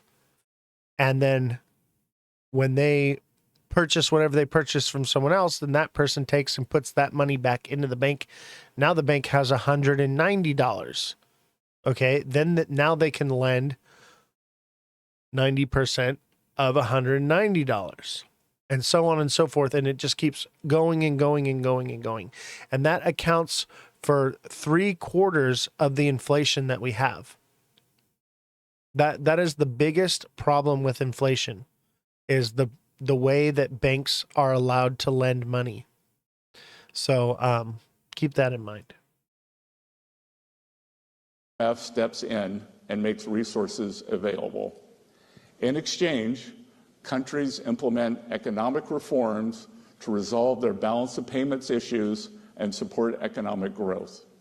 The reforms undertaken during these programs are some of the IMF's most important contributions to a strong, sustainable, and balanced global economy. Argentina is a fitting example. I was in Argentina earlier this month to demonstrate the United States support for the IMF efforts to help the country reset financially. Argentina deserves the IMF support because the country is making real progress toward meeting financial benchmarks. But not every country is so deserving. The IMF must hold countries accountable for implementing economic reforms, and sometimes the IMF needs to say no. The organization has no obligation to lend to countries that fail to implement reforms. Economic stability and growth should be the markers of the IMF's success. So now they're using lending as leverage to make countries cooperate. World Bank. That Like is the IMF, interesting. The World Bank That's very must interesting. be made fit for That purpose and tariffs. again. That's actually, The World I don't Bank understand why we're group bullish. That helps is developing countries also grow another their issue, economies, like reduce tariffs. poverty, It's like a increase private financial investment, tariff. support private sector job creation, and reduce dependence on foreign aid. It offers transparent and affordable What's up, TikTok long-term seller? I know financing you for be off countries selling cameras, to bro. invest I get in it. their own development You got to sell them priorities. backup cameras, The bro. bank, your along thing, with the man. fund, provides I won't hold it extensive against technical you. support I'm to just promote messing with debt you, man. sustainability among low-income countries, which empowers those countries to stand up to coercive and opaque lending terms from other creditors. These core functions of the World goat Bank knows all. complement the Trump administration's efforts to foster safer, stronger, and more prosperous economies in the United States and the world. But the bank, like the IMF, has strayed in certain respects from its initial mission. The bank should no longer expect blank checks for vapid, buzzword-centric marketing accompanied by half-hearted commitments to reform. As the bank returns to its core mission, it must use its resources as efficiently and effectively as possible. And it must do so in ways that demonstrate tangible values for all member countries. The bank can use its resources more efficiently now by focusing on increasing energy access. Business leaders the world over identify unreliable power supply as one of the primary impediments to investment. The World Bank and African Development Bank's joint Mission 300 initiative to expand energy access to 300 million more people in Africa is a welcome effort. But the World Bank must respond to countries' energy priorities and needs and focus on dependable technologies that can sustain economic growth rather than seek to meet distortionary climate finance targets. We applaud the recent I really hope announcement that this is the a World real Bank thing that's will going to seek happen remove and that this prohibitions reform on could do support something for nuclear positive. energy, It's a great which could sentiment. revolutionize However, I'm energy not supply sure for many emerging how it's going to markets. work, but We it encourage seems the bank like, to you go know, further they're in pushing giving for countries access to all restructuring technologies the that can entire way the provide financial affordable system works baseload globally. generation. The And, World Bank must you be know, I'm tech hoping, neutral and I think in the long prioritize run, it's going to become affordability dystopian, in energy but maybe in the investment. short term, it's going to In be most cases, a way this for us means to become investing in gas and financially other fossil free. fuel-based energy production. In other cases, this may mean investing in renewable energy coupled with systems to help manage the intermittency of wind and solar. The history of humanity teaches a simple lesson. Energy abundance sparks economic abundance. That's why the bank should encourage an all-of-the-above approach to energy development. Such an approach will make World Bank financing more effective, and it will reconnect the bank to its core mission. Yes, of and in the growth Bible, it refers to it as the year of alleviation. Jubilee, and that's the year that we're in right now. Energy The access, erasing of the World all Bank can use its debts. resources more effectively So it by starting kind of to lines up apply its graduation biblically policy. and This would allow the financially and bank with to what's focus going on. And lending if you don't to think that these poorer, people less aren't creditworthy in line with countries. those things, This is where and if you World don't Bank believe those support things, makes the biggest there are difference people for that do, and they poverty have and power, growth. and they will use that Instead, power the to make World those Bank things come to continues pass. to lend every year to countries that have met the criteria to graduate from World Bank borrowing. There is no justification for this continued lending. It siphons off resources from higher priorities and crowds out the development of private markets. It also disincentivizes It sounds like it's going to be harder to take out a loan, is what I'm hearing.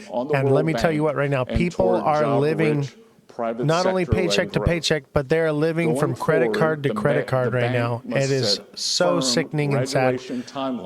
If people cannot have access to treating credit, China, the second largest we country will in the be in a world, depression. as The a only developing reason why country things are is different absurd. now from the Great While it has been at Depression the expense of is many Western we have markets, access China's to rise credit. has been rapid and impressive. If China wants to play a role in the global economy, Yeah, I heard with its about that actual prophecy, importance, that then this the pope is the country last needs pope. to They believe the graduate prophecy up. is that the We world welcome ends. that. Right, and The didn't World Bank the should current pope also say that implement transparent he opened procurement a portal to policies hell like right based before he on best died or value. something? It must help countries move away from procurement approaches that prioritize only the lowest cost bids. Such procurement Yeah, credit is a policies big problem right reward now. distortive I've never and had credit subsidized before. industrial I've always bought policies everything that cash. undermine development. So I've They may never had a also problem with stifle credit, the and that's private why sector I and can live the incentivize way that I corruption live, and collusion because and result I in greater just buy it when I long-term need it. costs. CERN, huh? Procurement policies based on best value are better from both an efficiency and He development woke up screaming, perspective, saying he and opened their a portal to robust hell. What the implementation fuck? Are will you benefit serious? the bank Is that and on its camera? shareholders. Related to this subject, Or did he like I wish report to on it or send a something? strong, I do I remember emphasize he strong opened up message that about one procurement policies as regards Ukraine. No building one or something. who financed or supplied the Russian war Remember? machine And they opened the will be doors, and there eligible just for was funds magically earmarked cameras for inside Ukraine's before the Pope was. It reconstruction. hadn't been opened in No like one. 1,000 years or something. To conclude, I CERN invite is a our portal. I allies believe that. to work with us He as opened we up 7 rebalance the portals that international day. financial What the system, heck, bro? refocus the IMF and I got World chills Bank right into now. founding That's charters. terrifying. America First That is means so we are terrifying. doubling down on our engagement Oh with my the God, international you guys are trying economic to freak me system, out. including at The the Pope IMF opened and a the portal World to Bank. hell. A more sustainable economic My system fact checker will be says that one no, they better didn't serves open the up a interests of portal the to United hell. States and all I the believe other it. participants in the system. Believe. We look forward to working with all of you. The portal in to this hell endeavor. was separate? Thank Oh, you. it was separate from those? Still. All right. Thank God. That was getting boring. Oh my God. A freaking portal to hell. That is nuts. That is nuts. And that is the perfect segue into the portal to the underworld, right? So We're going to talk a little bit about Subopolis. We're going to go over facts, truth, and non-truths. In the middle of the night, he woke up screaming. That's crazy. It's like a scary movie. See if you can find it. I wonder if there's a way that you guys can put up videos. That would be awesome. Why does that not exist? Where there's a live where you can enable people to come into the chat and post videos and things like that. Why does that not exist? See, we're creating technology over here, guys. That is nuts. The Pope woke up in the middle of the night in the hospital screaming that he opened a portal to hell. I believe it. What? The fact checker says if it is not on video, it didn't happen. You can do that on Kick app. Right on. Battle of Armageddon, demonic entities come through portals. Yes. The fact checker. So I have a fact checker on site, and I must let you know that if it didn't happen on camera, it didn't happen at all. We are a fact-based show. We tend to not lean towards speculation, but I believe it. I believe it. Now I don't believe it.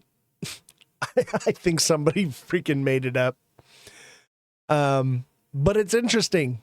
It's interesting to hear that, because why would somebody say that? Maybe because there's some prophecy that he's the last pope and that all these things are to come to pass. Who knows? Remember Occam's razor, guys. When there's two scenarios that could be true, it's generally the scenario that is more dull and mundane that tends to be true. That's the good-looking chick on the plane screaming. You talking about the one that said that the guy that wasn't human? Look it up. Happened a month ago. He died. I'm curious to that. The Vatican released it. It can't post it. So the Vatican released that information. Can you look that up if the Vatican released the information about the Pope waking up and screaming that he opened a portal to hell? It's important. This is financial advice. Yeah, we need this for the show. This is important, okay? This could control the price of XRP.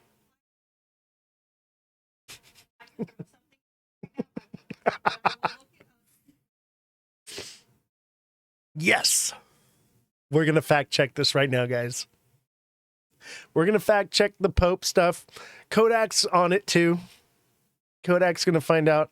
I don't think she's buying. Yeah, she doesn't buy. Perfect fact checker over here, okay? The voice of reason, okay? The voice of reason, sitting, watching the show, constantly monitoring and making sure that we do not say anything untrue. She's there to reel me in, because I can get on a tangent. I can go on things. Her whole job is to make sure that we are factual and that I don't get off track too crazy. It's actually nice having help. And remember, guys, when you donate to the show, your donations go to help support all these services that we're providing. What do you got for me? His last words were thank you to the people before he passed away. What we're talking about is a month or so before he died.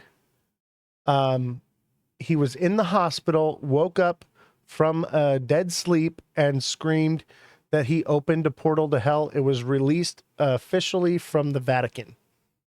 If anyone has a link to that, please send it to me, and I'll have the fact checker go through it. He woke up saying he opened a portal to Heki.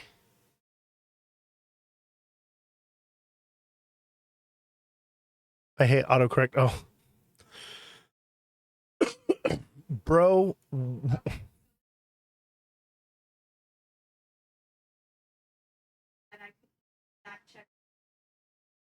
Okay, it's all speculation. No actual. So nothing from the Vatican directly. No.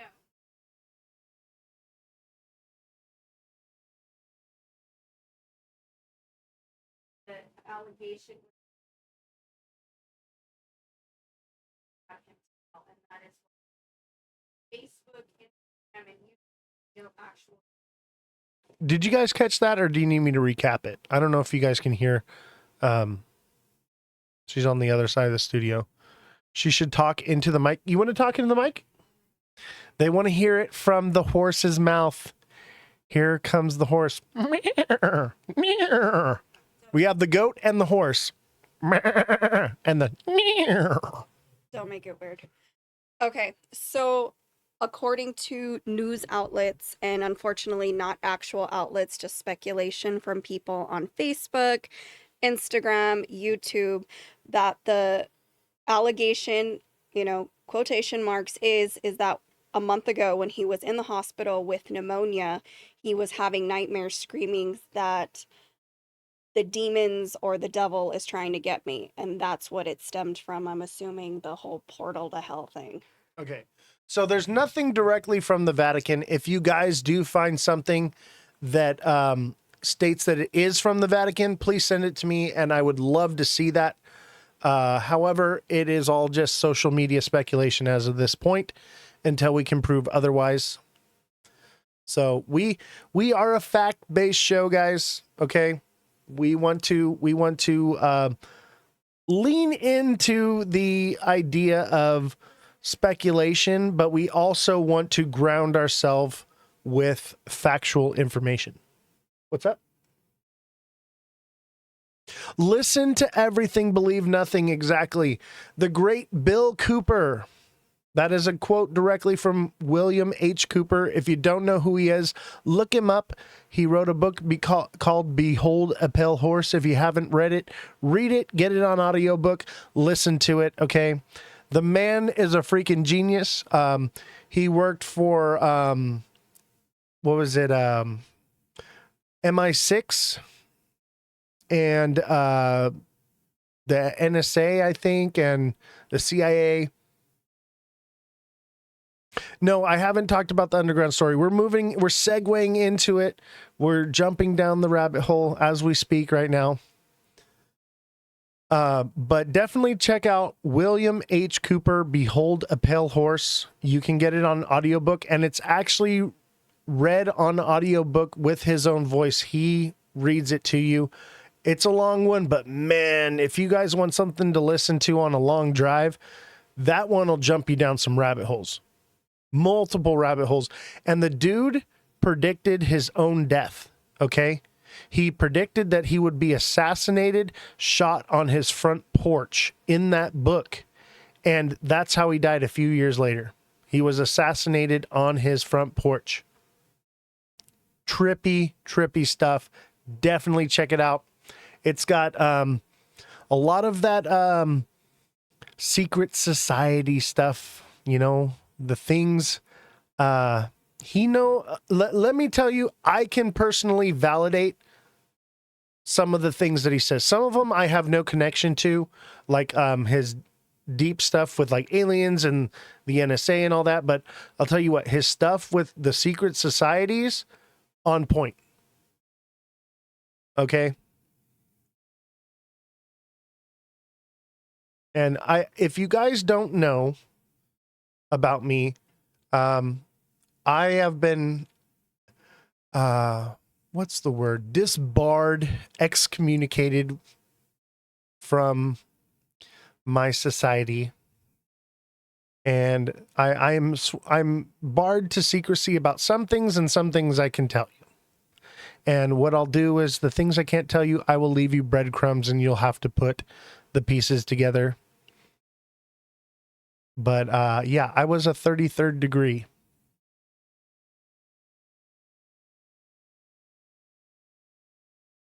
So I am no longer affiliated, but that's why I'm here to give you guys information. All right.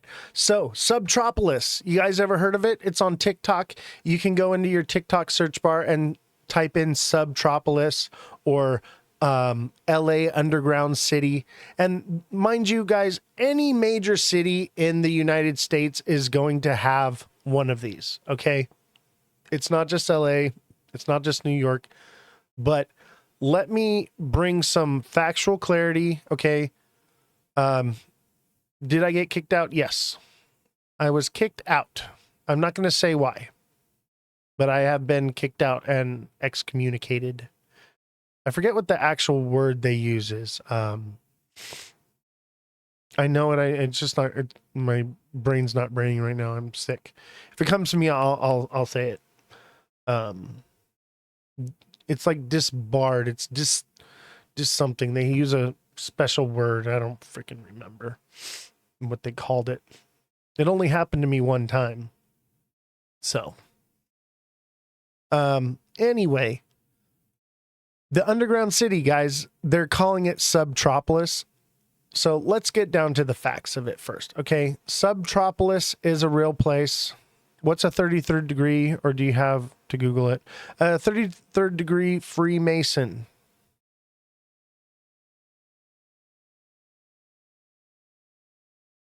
So if you know anything about the Freemasons, disavowed, dismembered...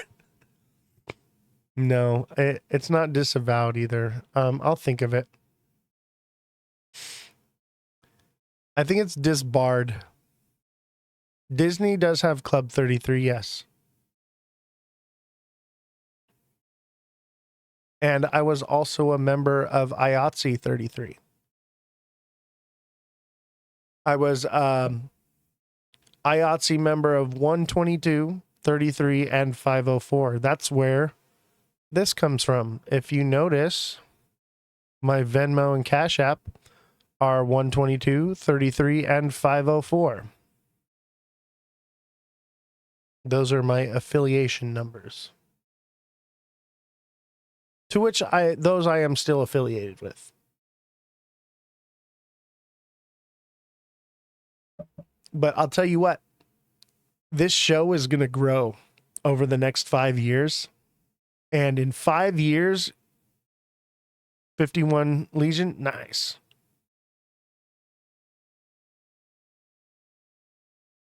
Yeah, that's another one. That's more like a local social club. So 501, what city is that? That's interesting. So 122 is San Diego, 33 is Los Angeles, and 504 is Anaheim.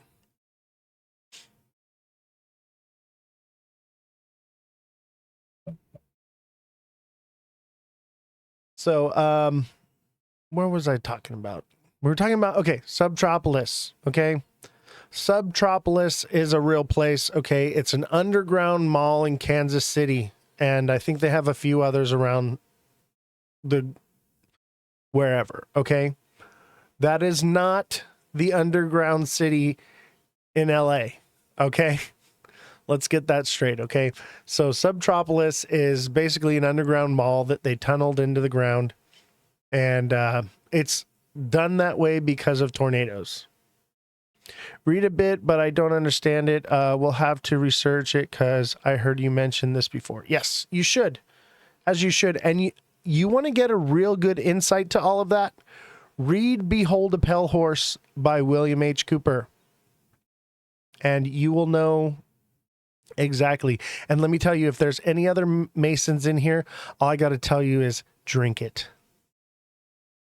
Drink it.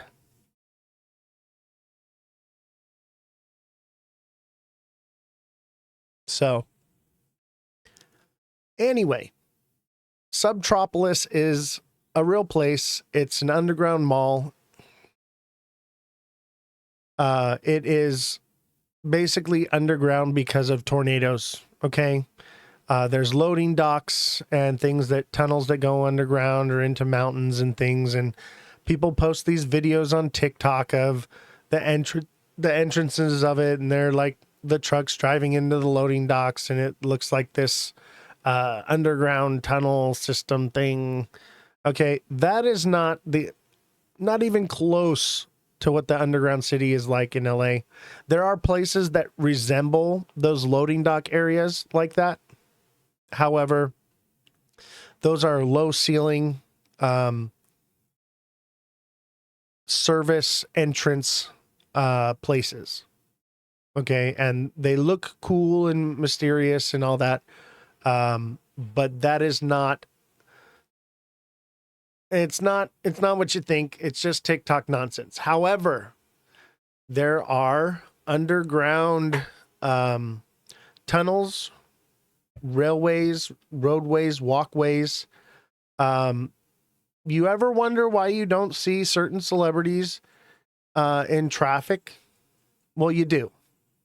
Okay. They drive in special unmarked cars. We call them town cars. And basically what they are is we're breaking through here. Are we gonna close red and continue downward? We might go down. Let's keep an eye on this right here. We're getting closer to 9 o'clock. I said probably around like 9-ish by the end of the show, we would kind of have enough data to see what's going to happen. So they do travel, but they're not driving, first of all. They take, special cars and things like that. When I worked, I was not in the Secret Service, but I worked with the Secret Service. I do have a uniform and a badge and all that. However, I would do like the president's motorcade, and portions of the motorcade do travel on the highways and the roadways, but there are sections throughout LA, throughout major cities, where the expulsion, that might be it. That doesn't sound right. It's more, I'll think of the word. It might be expulsion. I'll think of it. I have to Google it right now.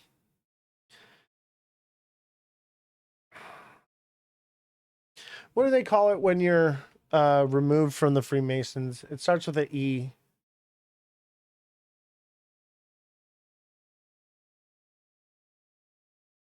Is it excommunicated?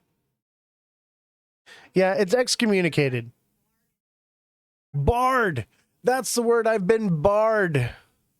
Barred from, gosh, I couldn't think of it for the life of me. I just needed to hear it. Oh, looks like we're breaking. We got to go just a little bit lower. Yes, this is an interesting story, right? And so worth being on Twitch for it. TikTok is missing out, but I couldn't even tell you these things if we're on TikTok. The suppression would be so much. There's no way that I would be able to even get this out. So we have full viewership in here by being on Twitch, and this is the perfect space for it. So those of you who are on Twitch are going to get story time until we start the new show, where I just have a show dedicated to this stuff.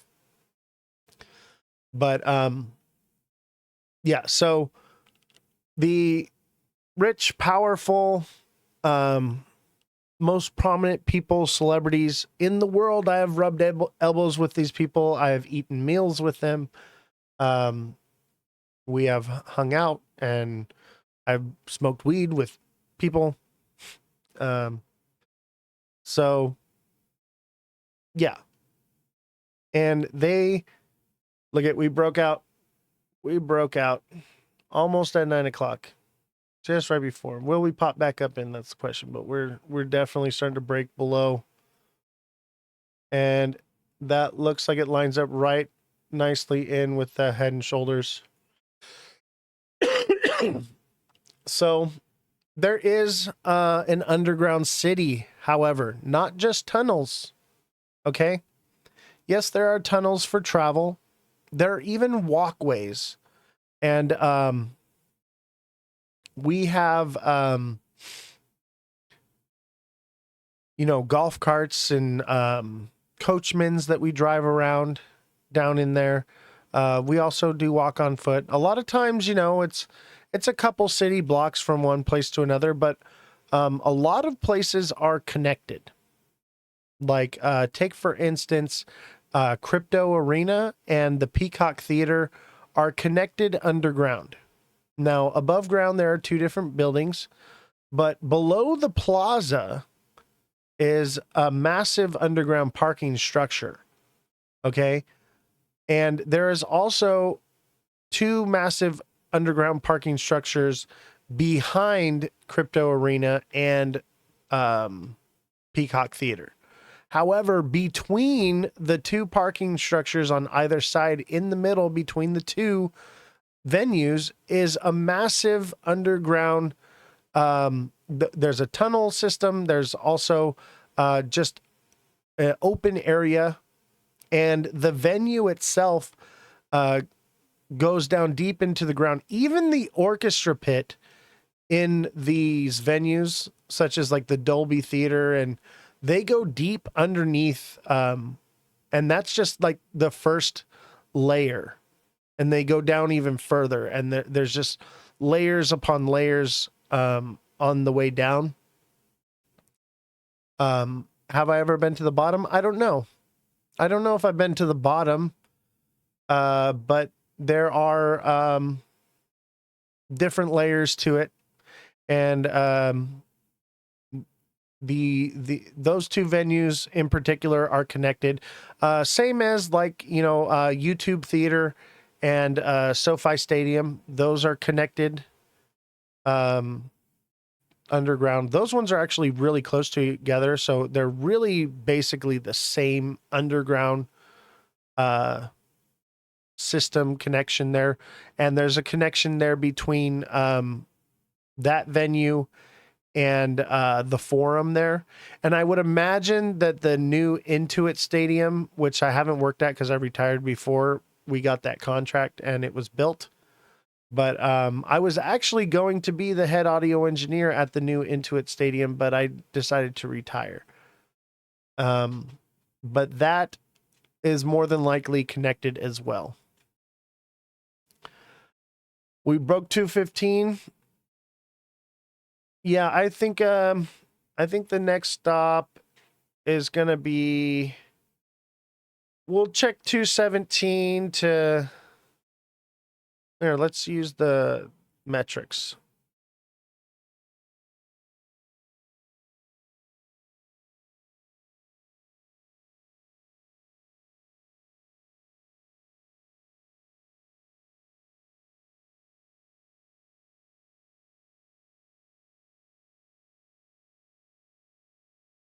I'd say like 215, 214, maybe 213.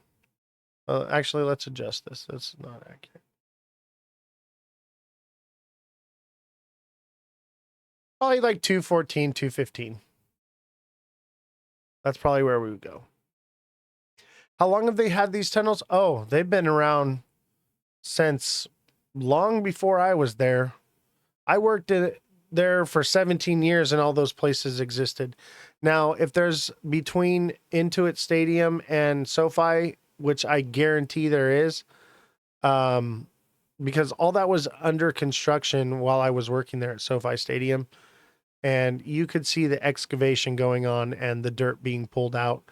So I'm willing to guarantee those are connected as well. But the Forum's been there forever, dude. I would imagine,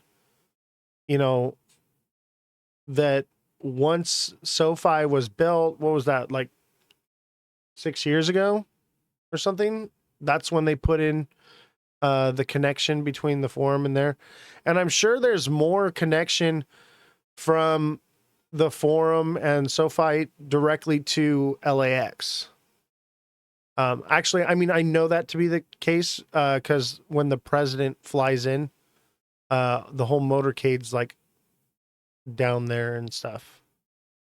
So I actually have a video of me at SoFi when Air Force One was flying in with Joe Biden. I'm gonna have to look that one up. Actually, I think it's on my TikTok. I think there's a video, and you can't really tell. It's just a plane like flying and then landing, and you'll know it because the song is Air Force One. Who sings that? Nelly? Air Force One? Yeah, so that's the song. It's used for the public? No. Not for the public. This is for VIPs, specialty. I'm only allowed down in there when I have special clearance. So even when I drive into work, I have to go in through traffic just like everybody else, get my clearance. And then once I have clearance, oh yeah, I'm already down there, and I'm traveling through LA, and I'm popping up at different places from underground at these different elevators that lead up to the surface. And I'll be at one place, I'm down underground, and I'll pop up and be at a different place and walk a couple blocks over and grab some Mediterranean food and come back for lunch or whatever. So yeah, there are these places all over LA where there's these elevators that lead to places, and they're private key card type elevators. How do you get down there? You have to have clearance, first of all. So you have to have credentials. And I don't know if you've ever seen the live. I've shown some of my credentials before. Maybe one of these days I'll do show and tell when I have the camera working. But you have to have credentials, and then you have to have like a key card. Usually the credentials have like an RFID in it, or they have like a barcode scanner or QR code or something like that that's used to access those certain things. And they only give you certain access to certain places. However, with what I do, I have full access to everywhere because I'm running cables through places and different things, and managing crews of hundreds of guys, moving boxes and equipment and things. So I usually have full all access to anywhere I want to go. Trump has to show credentials. Exactly. Everybody has to show credentials. So, and I mean, it's deep, guys. You have to give them your date of birth, your social security number, you have to fill out paperwork. You have to give, fingerprints and ID and all that stuff. It's very, checked. When I first started, it wasn't like that. It was like a password. Okay. When I first started, like 15 years ago, it was not as high tech. Actually, it was 17 years ago. It was not as high tech as it is now. And you basically had to know the password. They'd give you a password to say when you got the call or the show, and they'd give you the password, and then you'd say it at the door. And then they moved up to like having a list. So they started having a list where your name had to be on the list. Now they have the list and the paperwork and the credentials and everything. It is bumped way up. Is there anything down there, or is it just tunnels? That's a great question. Okay, some places are tunnels. There's a video of me on TikTok, and you'll know which one it is. It's just me like kind of walking around from corridor to corridor, and it says "Lost in the Labyrinth." That's a video from inside the tunnels. So go check out that video, the Lost in the Labyrinth video.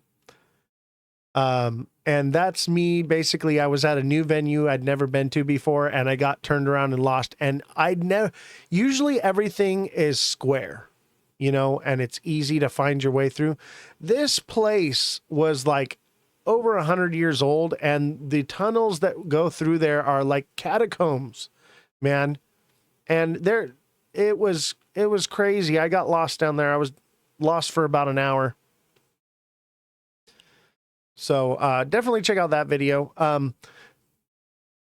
So yeah, some of them are like catacombs from this place to that place. And I got another story. don't let me forget to tell you about the catacombs on Coronado Island, okay, before the show is over. But let me finish with LA. So LA, they have a Starbucks down there. You don't have to pay to use it. They have food. Everything is either catered or it's free to get. Some places are built in like Starbucks.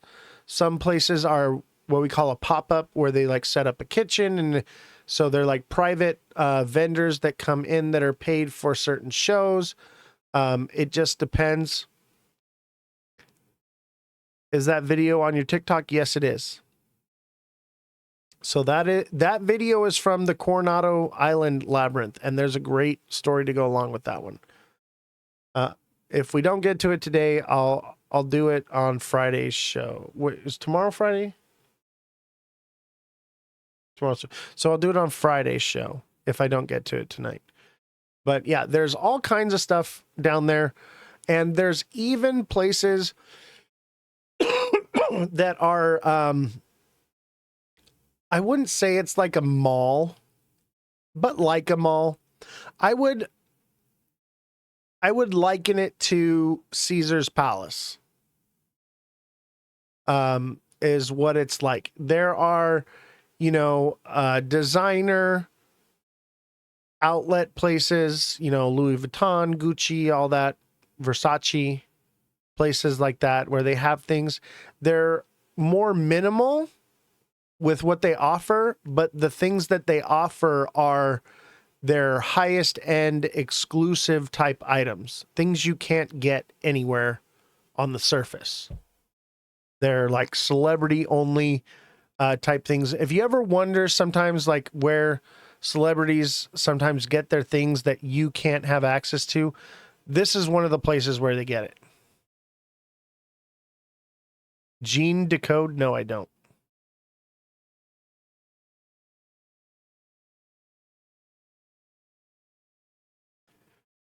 But yeah, that's one of the places. They have a fake sky, guys. They have a fake sky. It's like Caesar's Palace if you've ever been to Las Vegas. And if you haven't, Google it. Take a look at Caesar's Palace Mall. And it's very much like that.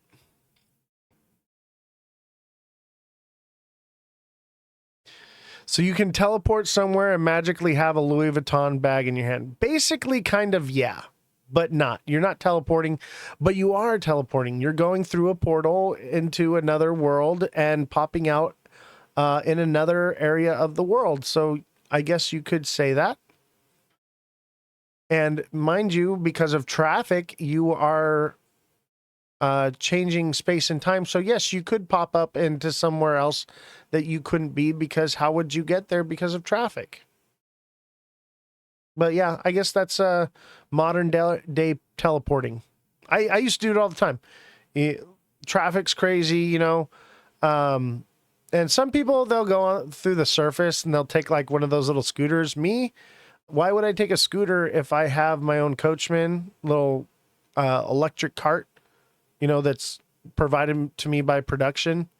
So I'd take my, production cart and I'll cruise over to some other, area off to where it's near underneath a parking garage, and I'll hop in the elevator and ride the service elevator up, and then come up into the parking lot, and then go from that elevator into the main elevator and take that main elevator up to the surface, and then walk over a block or two to my favorite Mediterranean place or pizza place, Yeah, don't scooter, definitely go underground. Sounds way more fun. Yeah, underground was way more fun. There's no traffic. You're not dealing with homeless people pissing on the side of the road and crazy bitches with no teeth trying to ask you for money. How deep are they, at least? The deepest you've been? Oh, man. I mean, buildings deep. Buildings. Levels on levels deep. Yeah, they go down, bro. Some of the areas have lower ceilings, like the catacomb type places, and the tunnels are low ceiling, small, confined, you know, like if you pass somebody in the hallway, you're going to bump shoulders kind of thing. And some places are open and vast, and like there's literally a park down there. There's a park. It has fake grass. It has trees, real trees that are growing. A fake sky, a little shopping center with all the little, you know, Louis Vuitton and stuff, park bench, koi pond. It's like a little thing going on down there. Look at that freaking Head and Shoulders played out exactly. I'm telling you, the goat sees all. The goat can see the future. Stupid question. Could you take like your dog in them? Yes. So there are bomb sniffing dogs that are down there all the time. Celebrities and prominent individuals bring their dogs. Could I bring my dog? No.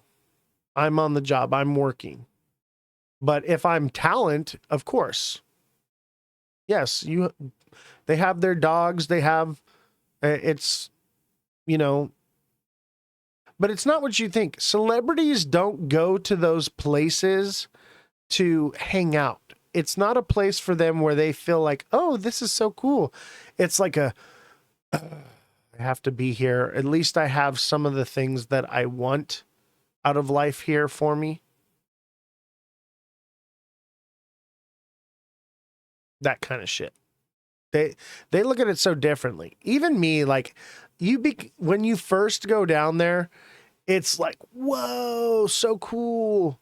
And then over the years, you just get desensitized to it. You're like, everything's the same. Nothing's ever changed. You know, it's always the same. The people that work there, they've worked their whole lives. They're vetted, they're brought in, and that's all they'll ever do. And because they don't, you know how Starbucks turns people all the time? That's not how this goes. These people are making way more money than you would ever imagine. They're making probably at least $100 an hour making Starbucks. Like, it's not what you think. You know, me, like, I would make, you know, doing a show, production, sometimes I'd take home $8,000 a week after taxes. So it really just depends, but they keep their people that work down there. Once you're brought into that world, it's really hard to get out of it. One, because there's no other place in the world where you can make that kind of money. Yeah, Hotel California, exactly. Exactly. That is Hotel California. Wow, I never understood the meaning of Hotel California, and now I do. That's exactly what it is. Oh, not only in America, bro. This is everywhere in the world. And I mean, I've been in the ones in like Seattle. I've been in the ones in Vegas. I've been in the ones in Anaheim and San Diego. Oh, yeah. Well, I mean, they have that kind of money all over the world. Dubai, bro. I imagine Dubai has something way more spectacular and complex than we ever will have over here. You know, my dream with my job was one day to move to Dubai and do what I did in LA in Dubai. That was the ultimate goal. Never ended up changing plans, you know, had kids and things change and, you know, your goals change.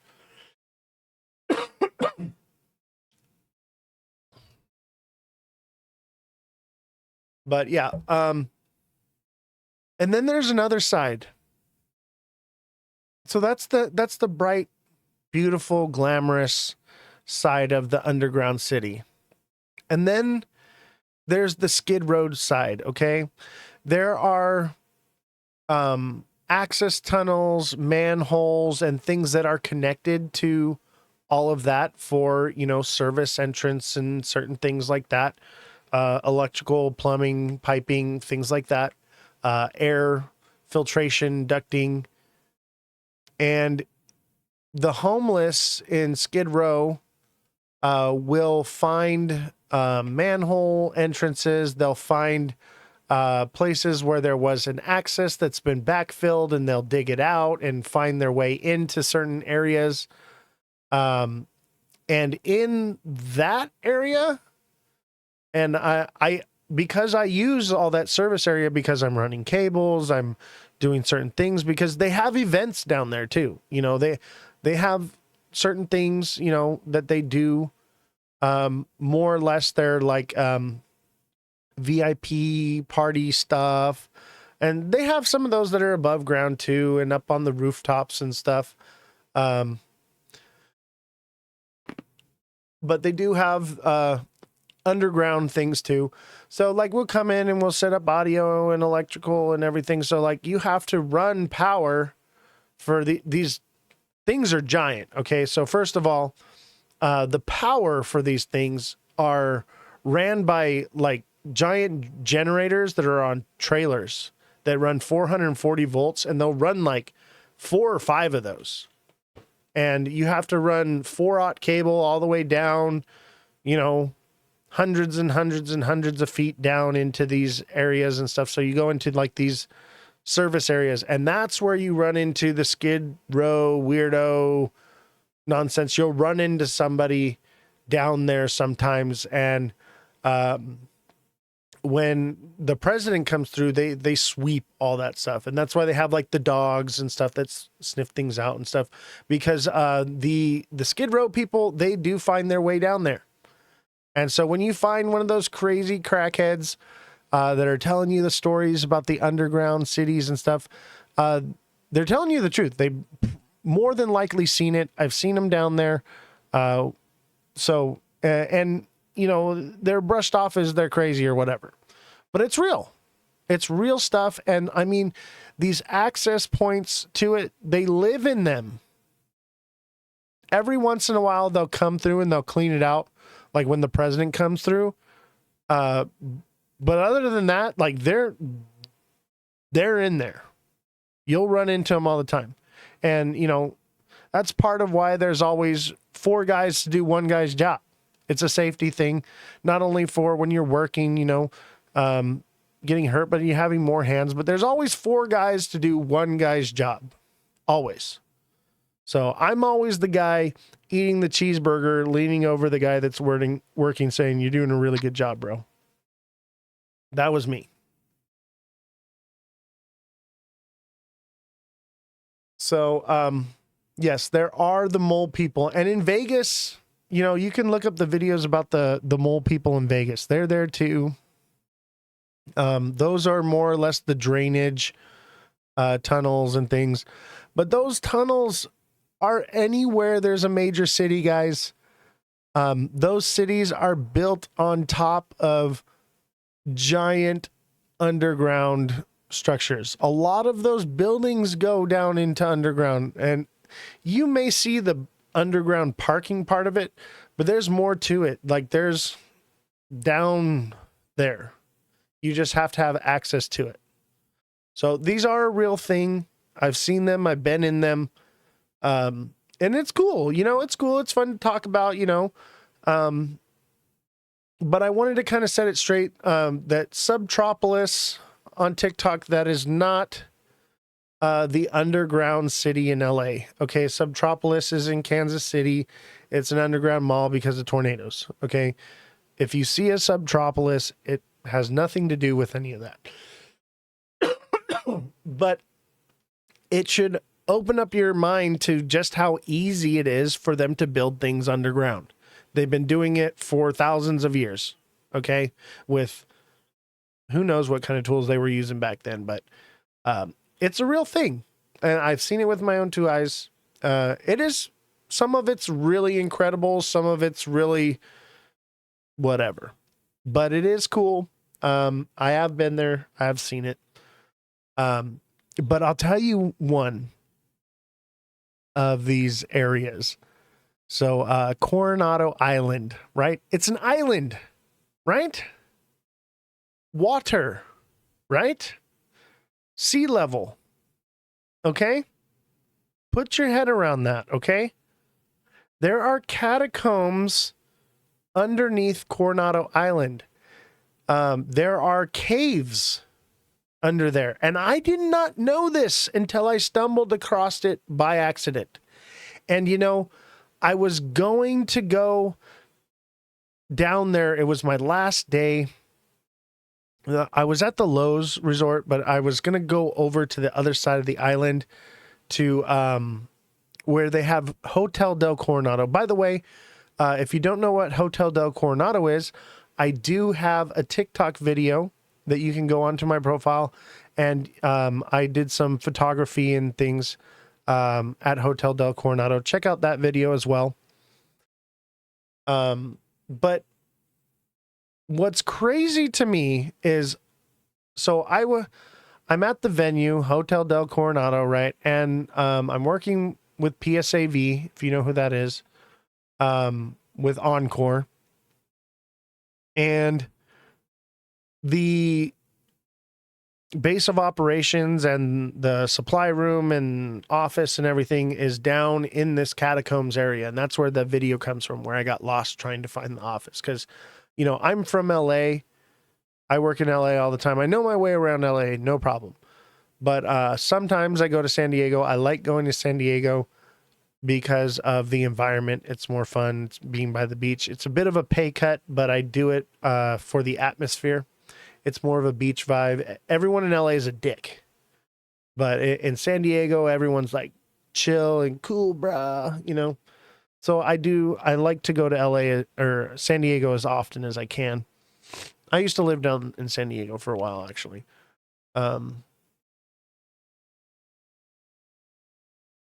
That's what you thought of LA. Yeah, everyone in LA is a dick. They're all assholes. If you've ever heard of Guttermouth, you're an asshole. That's everyone in LA. What? All right. Gotta wrap up the show. Manager's telling me it's time to end the show. So anyway, I'll wrap up this story quickly. Or should I save it for the next show? Maybe I should save it for Friday. Is it still bullish? No. This is an upward channel, which usually comes by another drop. So I think we could still see it come down more. But look at it, played out that head and shoulders perfectly, didn't it? Yeah, I'm going to save it so that we can go over the chart just real quick. Great story as per usual. I know, right? I'm telling you, this is going to be a great show. This show has potential. So our little U-shape did not play out. However, we could spike up hard, and this could continue. It's still possible. But in the micro, we have this head and shoulders here.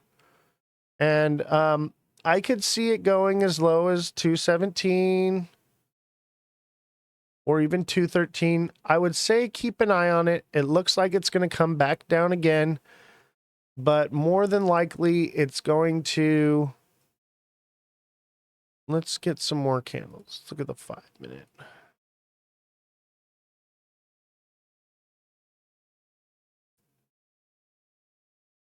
Yeah, so this channel should break down again, but it could double bottom and then move right back up. 33rd degree.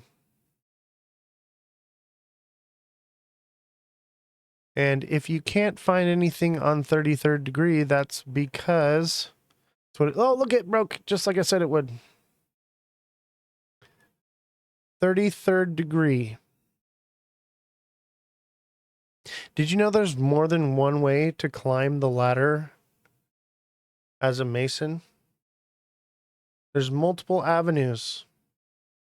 There's the long way and there's the short way.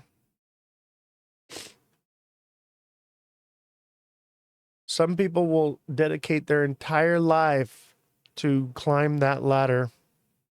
and never make it past a certain point and will always be held down. And then some of us rise to the top very quickly.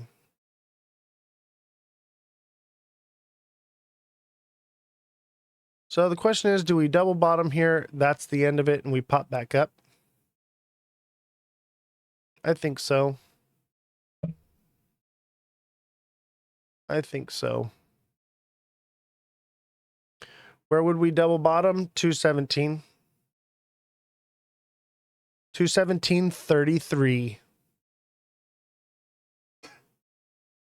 217.33. On the money.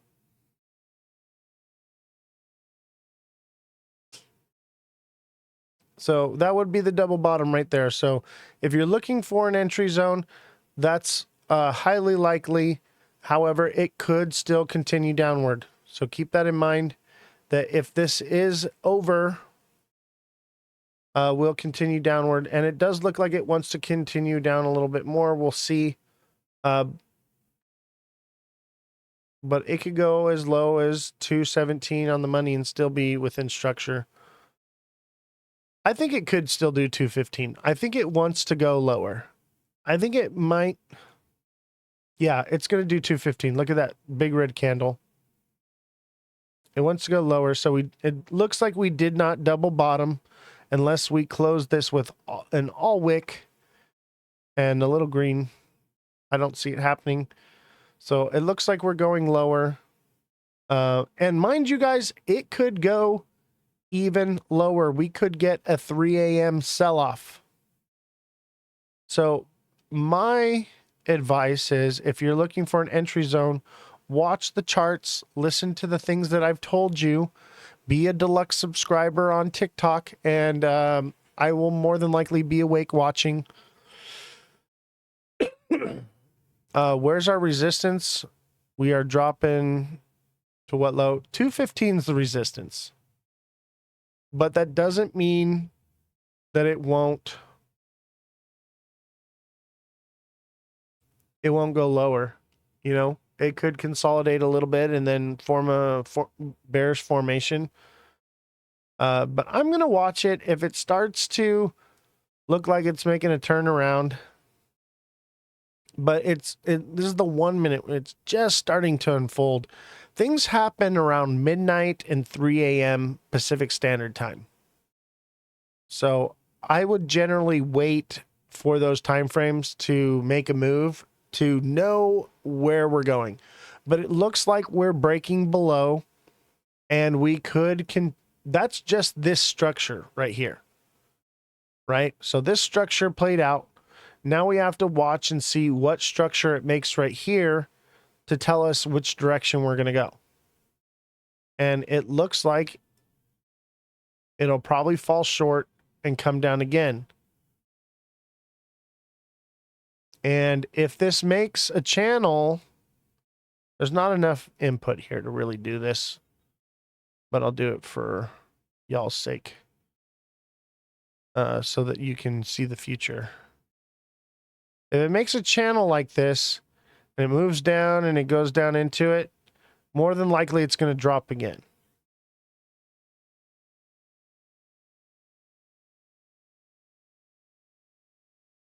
But I think there's just not enough data yet. But resistance is at 215. 217 to 215 is that resistance zone, okay? It's more like 217 to 214. And then if it breaks that, then it's 212 to 210. And then if it breaks that, it would be 208 to 205. If we head back to 205, I would say that we're done and we're not going up again. And if we do, we could see 225 again, and that's it. But if we see 208, I would be confident enough to say that 247 is off the table. At least for now, until something new forms. The problem is time, guys. We only have so much time for this show. And we are waiting for data and structure. But, you know, we pumped up. We had a pullback to about 50% here. So if we do remain bullish, this kind of looks like a descending channel here. A little bull flag. Okay? This looks like a bull flag to me, baby. Look at that little pennant. All right? That tells me we're probably going to pop up. Probably. That's a nice little bull pennant. I would say yes. Get in. Not financial advice. I'm not going to tell you what to do. But I am looking at my exchange right now. I'll tell you that much.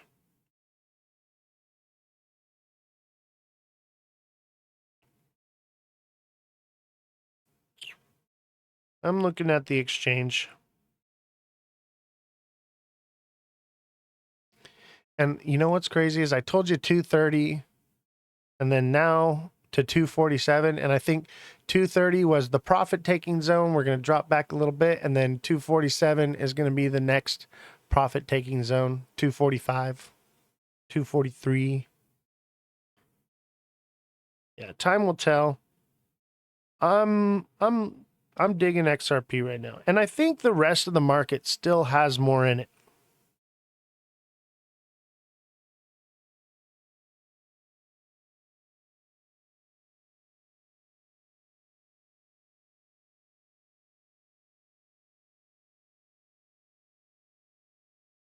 Yeah, a couple racks on XRP, why not?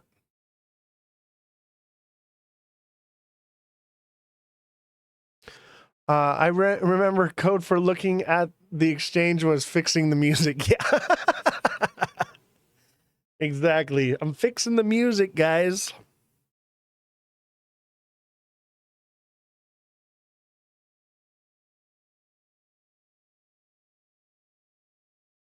I figure it's worth throwing a few racks at it.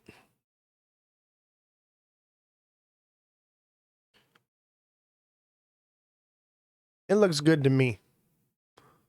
That looks good enough to me. That's what I want to see. But, you know, racks on, racks on, racks off. Yep. I like it. It looks all right. It could, remember, it could be done, okay? It could, but look, we're right here. And even if this isn't a wedge here, let's say it's a channel. That means it could come down to 214. It's only a couple cents different. But it seems more like a wedge to me. This seems right.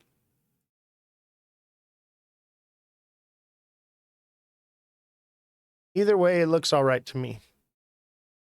There's really not enough data to tell, but I think everyone is the bullish sentiment is going around again. So I'm gonna play on the moon cheese. Factoring in moon cheese says yes. BTC 100K has to be, ain't no way it ends now. I think you're right. I think Bitcoin is headed for 100K. I think you're right. That looks like a pennant to me. Let's look at a lower time frame real quick.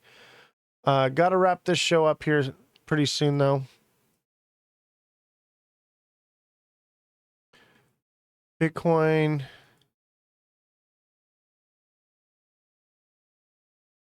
I don't know, bro. Bitcoin's a diamond top, bro. Bitcoin's a diamond top. Bitcoin's going down to 90K. 91. Bitcoin is a diamond top, yo.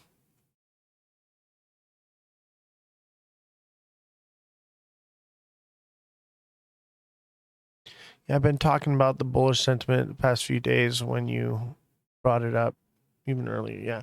Bitcoin's going down, but I think Bitcoin's lagging behind XRP. So XRP had a head and shoulders that played out. Bitcoin is about to have a diamond top play up. See the diamond top?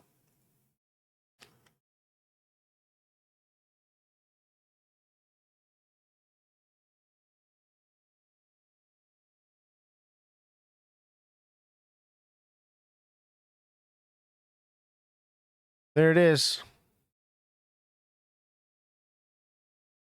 I think moon cheese, though, even if it does come down, that only means that it's coming down to 90 and it could turn itself around. It doesn't really seem like this is going to be a head and shoulders. That just doesn't. This could be the shoulder, though, and this could be the head and this could be the shoulder, but that would bring us all the way down. That would bring Bitcoin down to really low. 80K.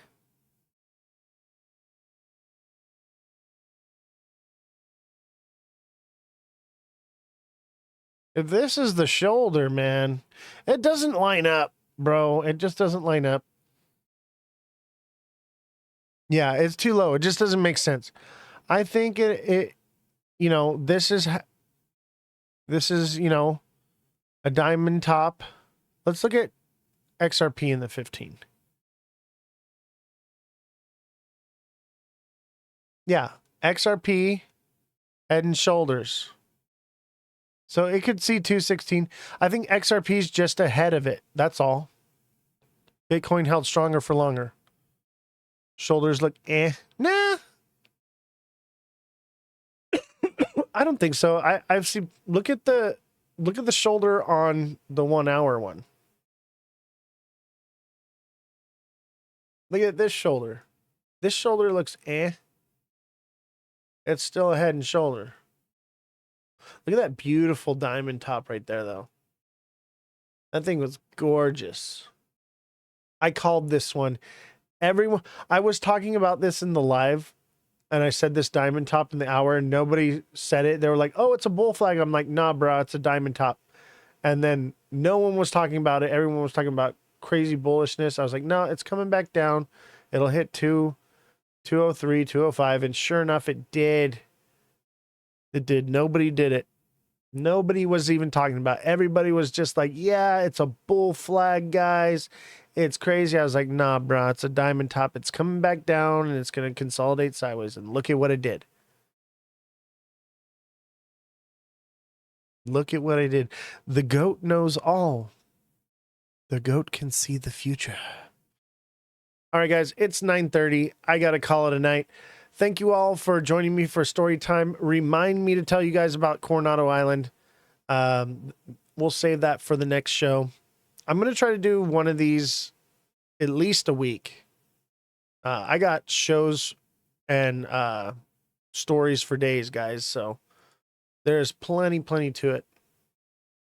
So have a good night. Enjoy.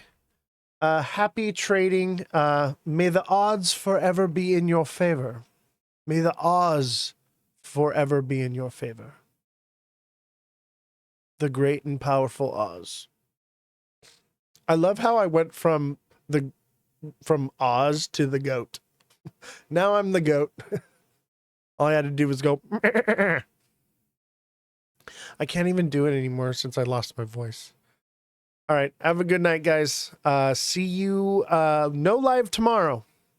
So make sure you're subscribed on TikTok so you can direct message me so that we can know where we're going, because I think big things are going to be happening tomorrow and you're going to want to know. So if you weren't paying attention or you missed something, or we form a bullish pattern or something up at the top, make sure you are subscribed or you will miss out. And make sure you are checking my page daily, several times a day, because I'm posting at different times when these things are happening. So you need to be checking my page regularly for new videos until I get the email list set up. If you do want to be put on the email list, send me a message, send me either a whisper on TikTok or a whisper on Twitch or a message on TikTok with your email, and I will get you added to that email list. There will be a charge to it. I will figure all that out. Maybe you guys can pay by Venmo or something. We'll figure it out. It's probably only going to be like $1. But someone else is going to be orchestrating all that, so they need to get compensated for the time. Do we go in or are we waiting? That's up to you to decide. I think it could go down a little more. Maybe. It never makes it to the end, but this looks like a nice little bull flag. I'm never going to tell you what to do. Let's just say that I was checking the music earlier. I had to stop and pick up my phone earlier. But we'll see. It's still maybe, but it looks good to me, baby. Looking good. Oh, yeah. All right. Hopefully it plays out. And I don't look like a dumbass on the internet. I was going to say national television, but we're on the internet. Wouldn't be the first time I look like a dumbass on national television. All right. Have a good night, guys. And if you missed a part of the show or you had to leave, all these videos are recorded on Twitch or on YouTube. So you can find them at Oz the Crypto Goat on Twitch, YouTube, and TikTok. TikTok, you won't find these videos, but you will have access to becoming a subscriber. You get those daily price point videos, and you get my memes and everything else that I post. And as well as a deluxe subscriber, you can message me directly. I can help coach you, and we can talk, hang out, figure out things. And if you want to be put on the email notification list so that anytime I post something, you get an email notification, because the algorithms have been suppressing this information. So if you want to get on that email list, please send me a whisper on Twitch or a message on TikTok. If you're not a deluxe subscriber on TikTok, you're going to have to become a deluxe subscriber before you can get on the email list. Okay. So if you want to get on the email list, you must become a deluxe subscriber on TikTok, and then you message me with your email and I will add you to that list, and we will get that set up hopefully by Monday or sooner. Can this flag take us up to the 247? I think it could take us up to maybe 235 and then flag again and go up again. And it could go to 235, pull back a little bit, and then go up. But that's why you want to be a deluxe subscriber, so that you can message me, because I can't go live all the time. The show is over, ladies and gentlemen. We went 30 minutes over. We had a wonderful show tonight. So make sure you're a deluxe subscriber and you message me directly and get on the email notification list, guys. All right. Have a good night.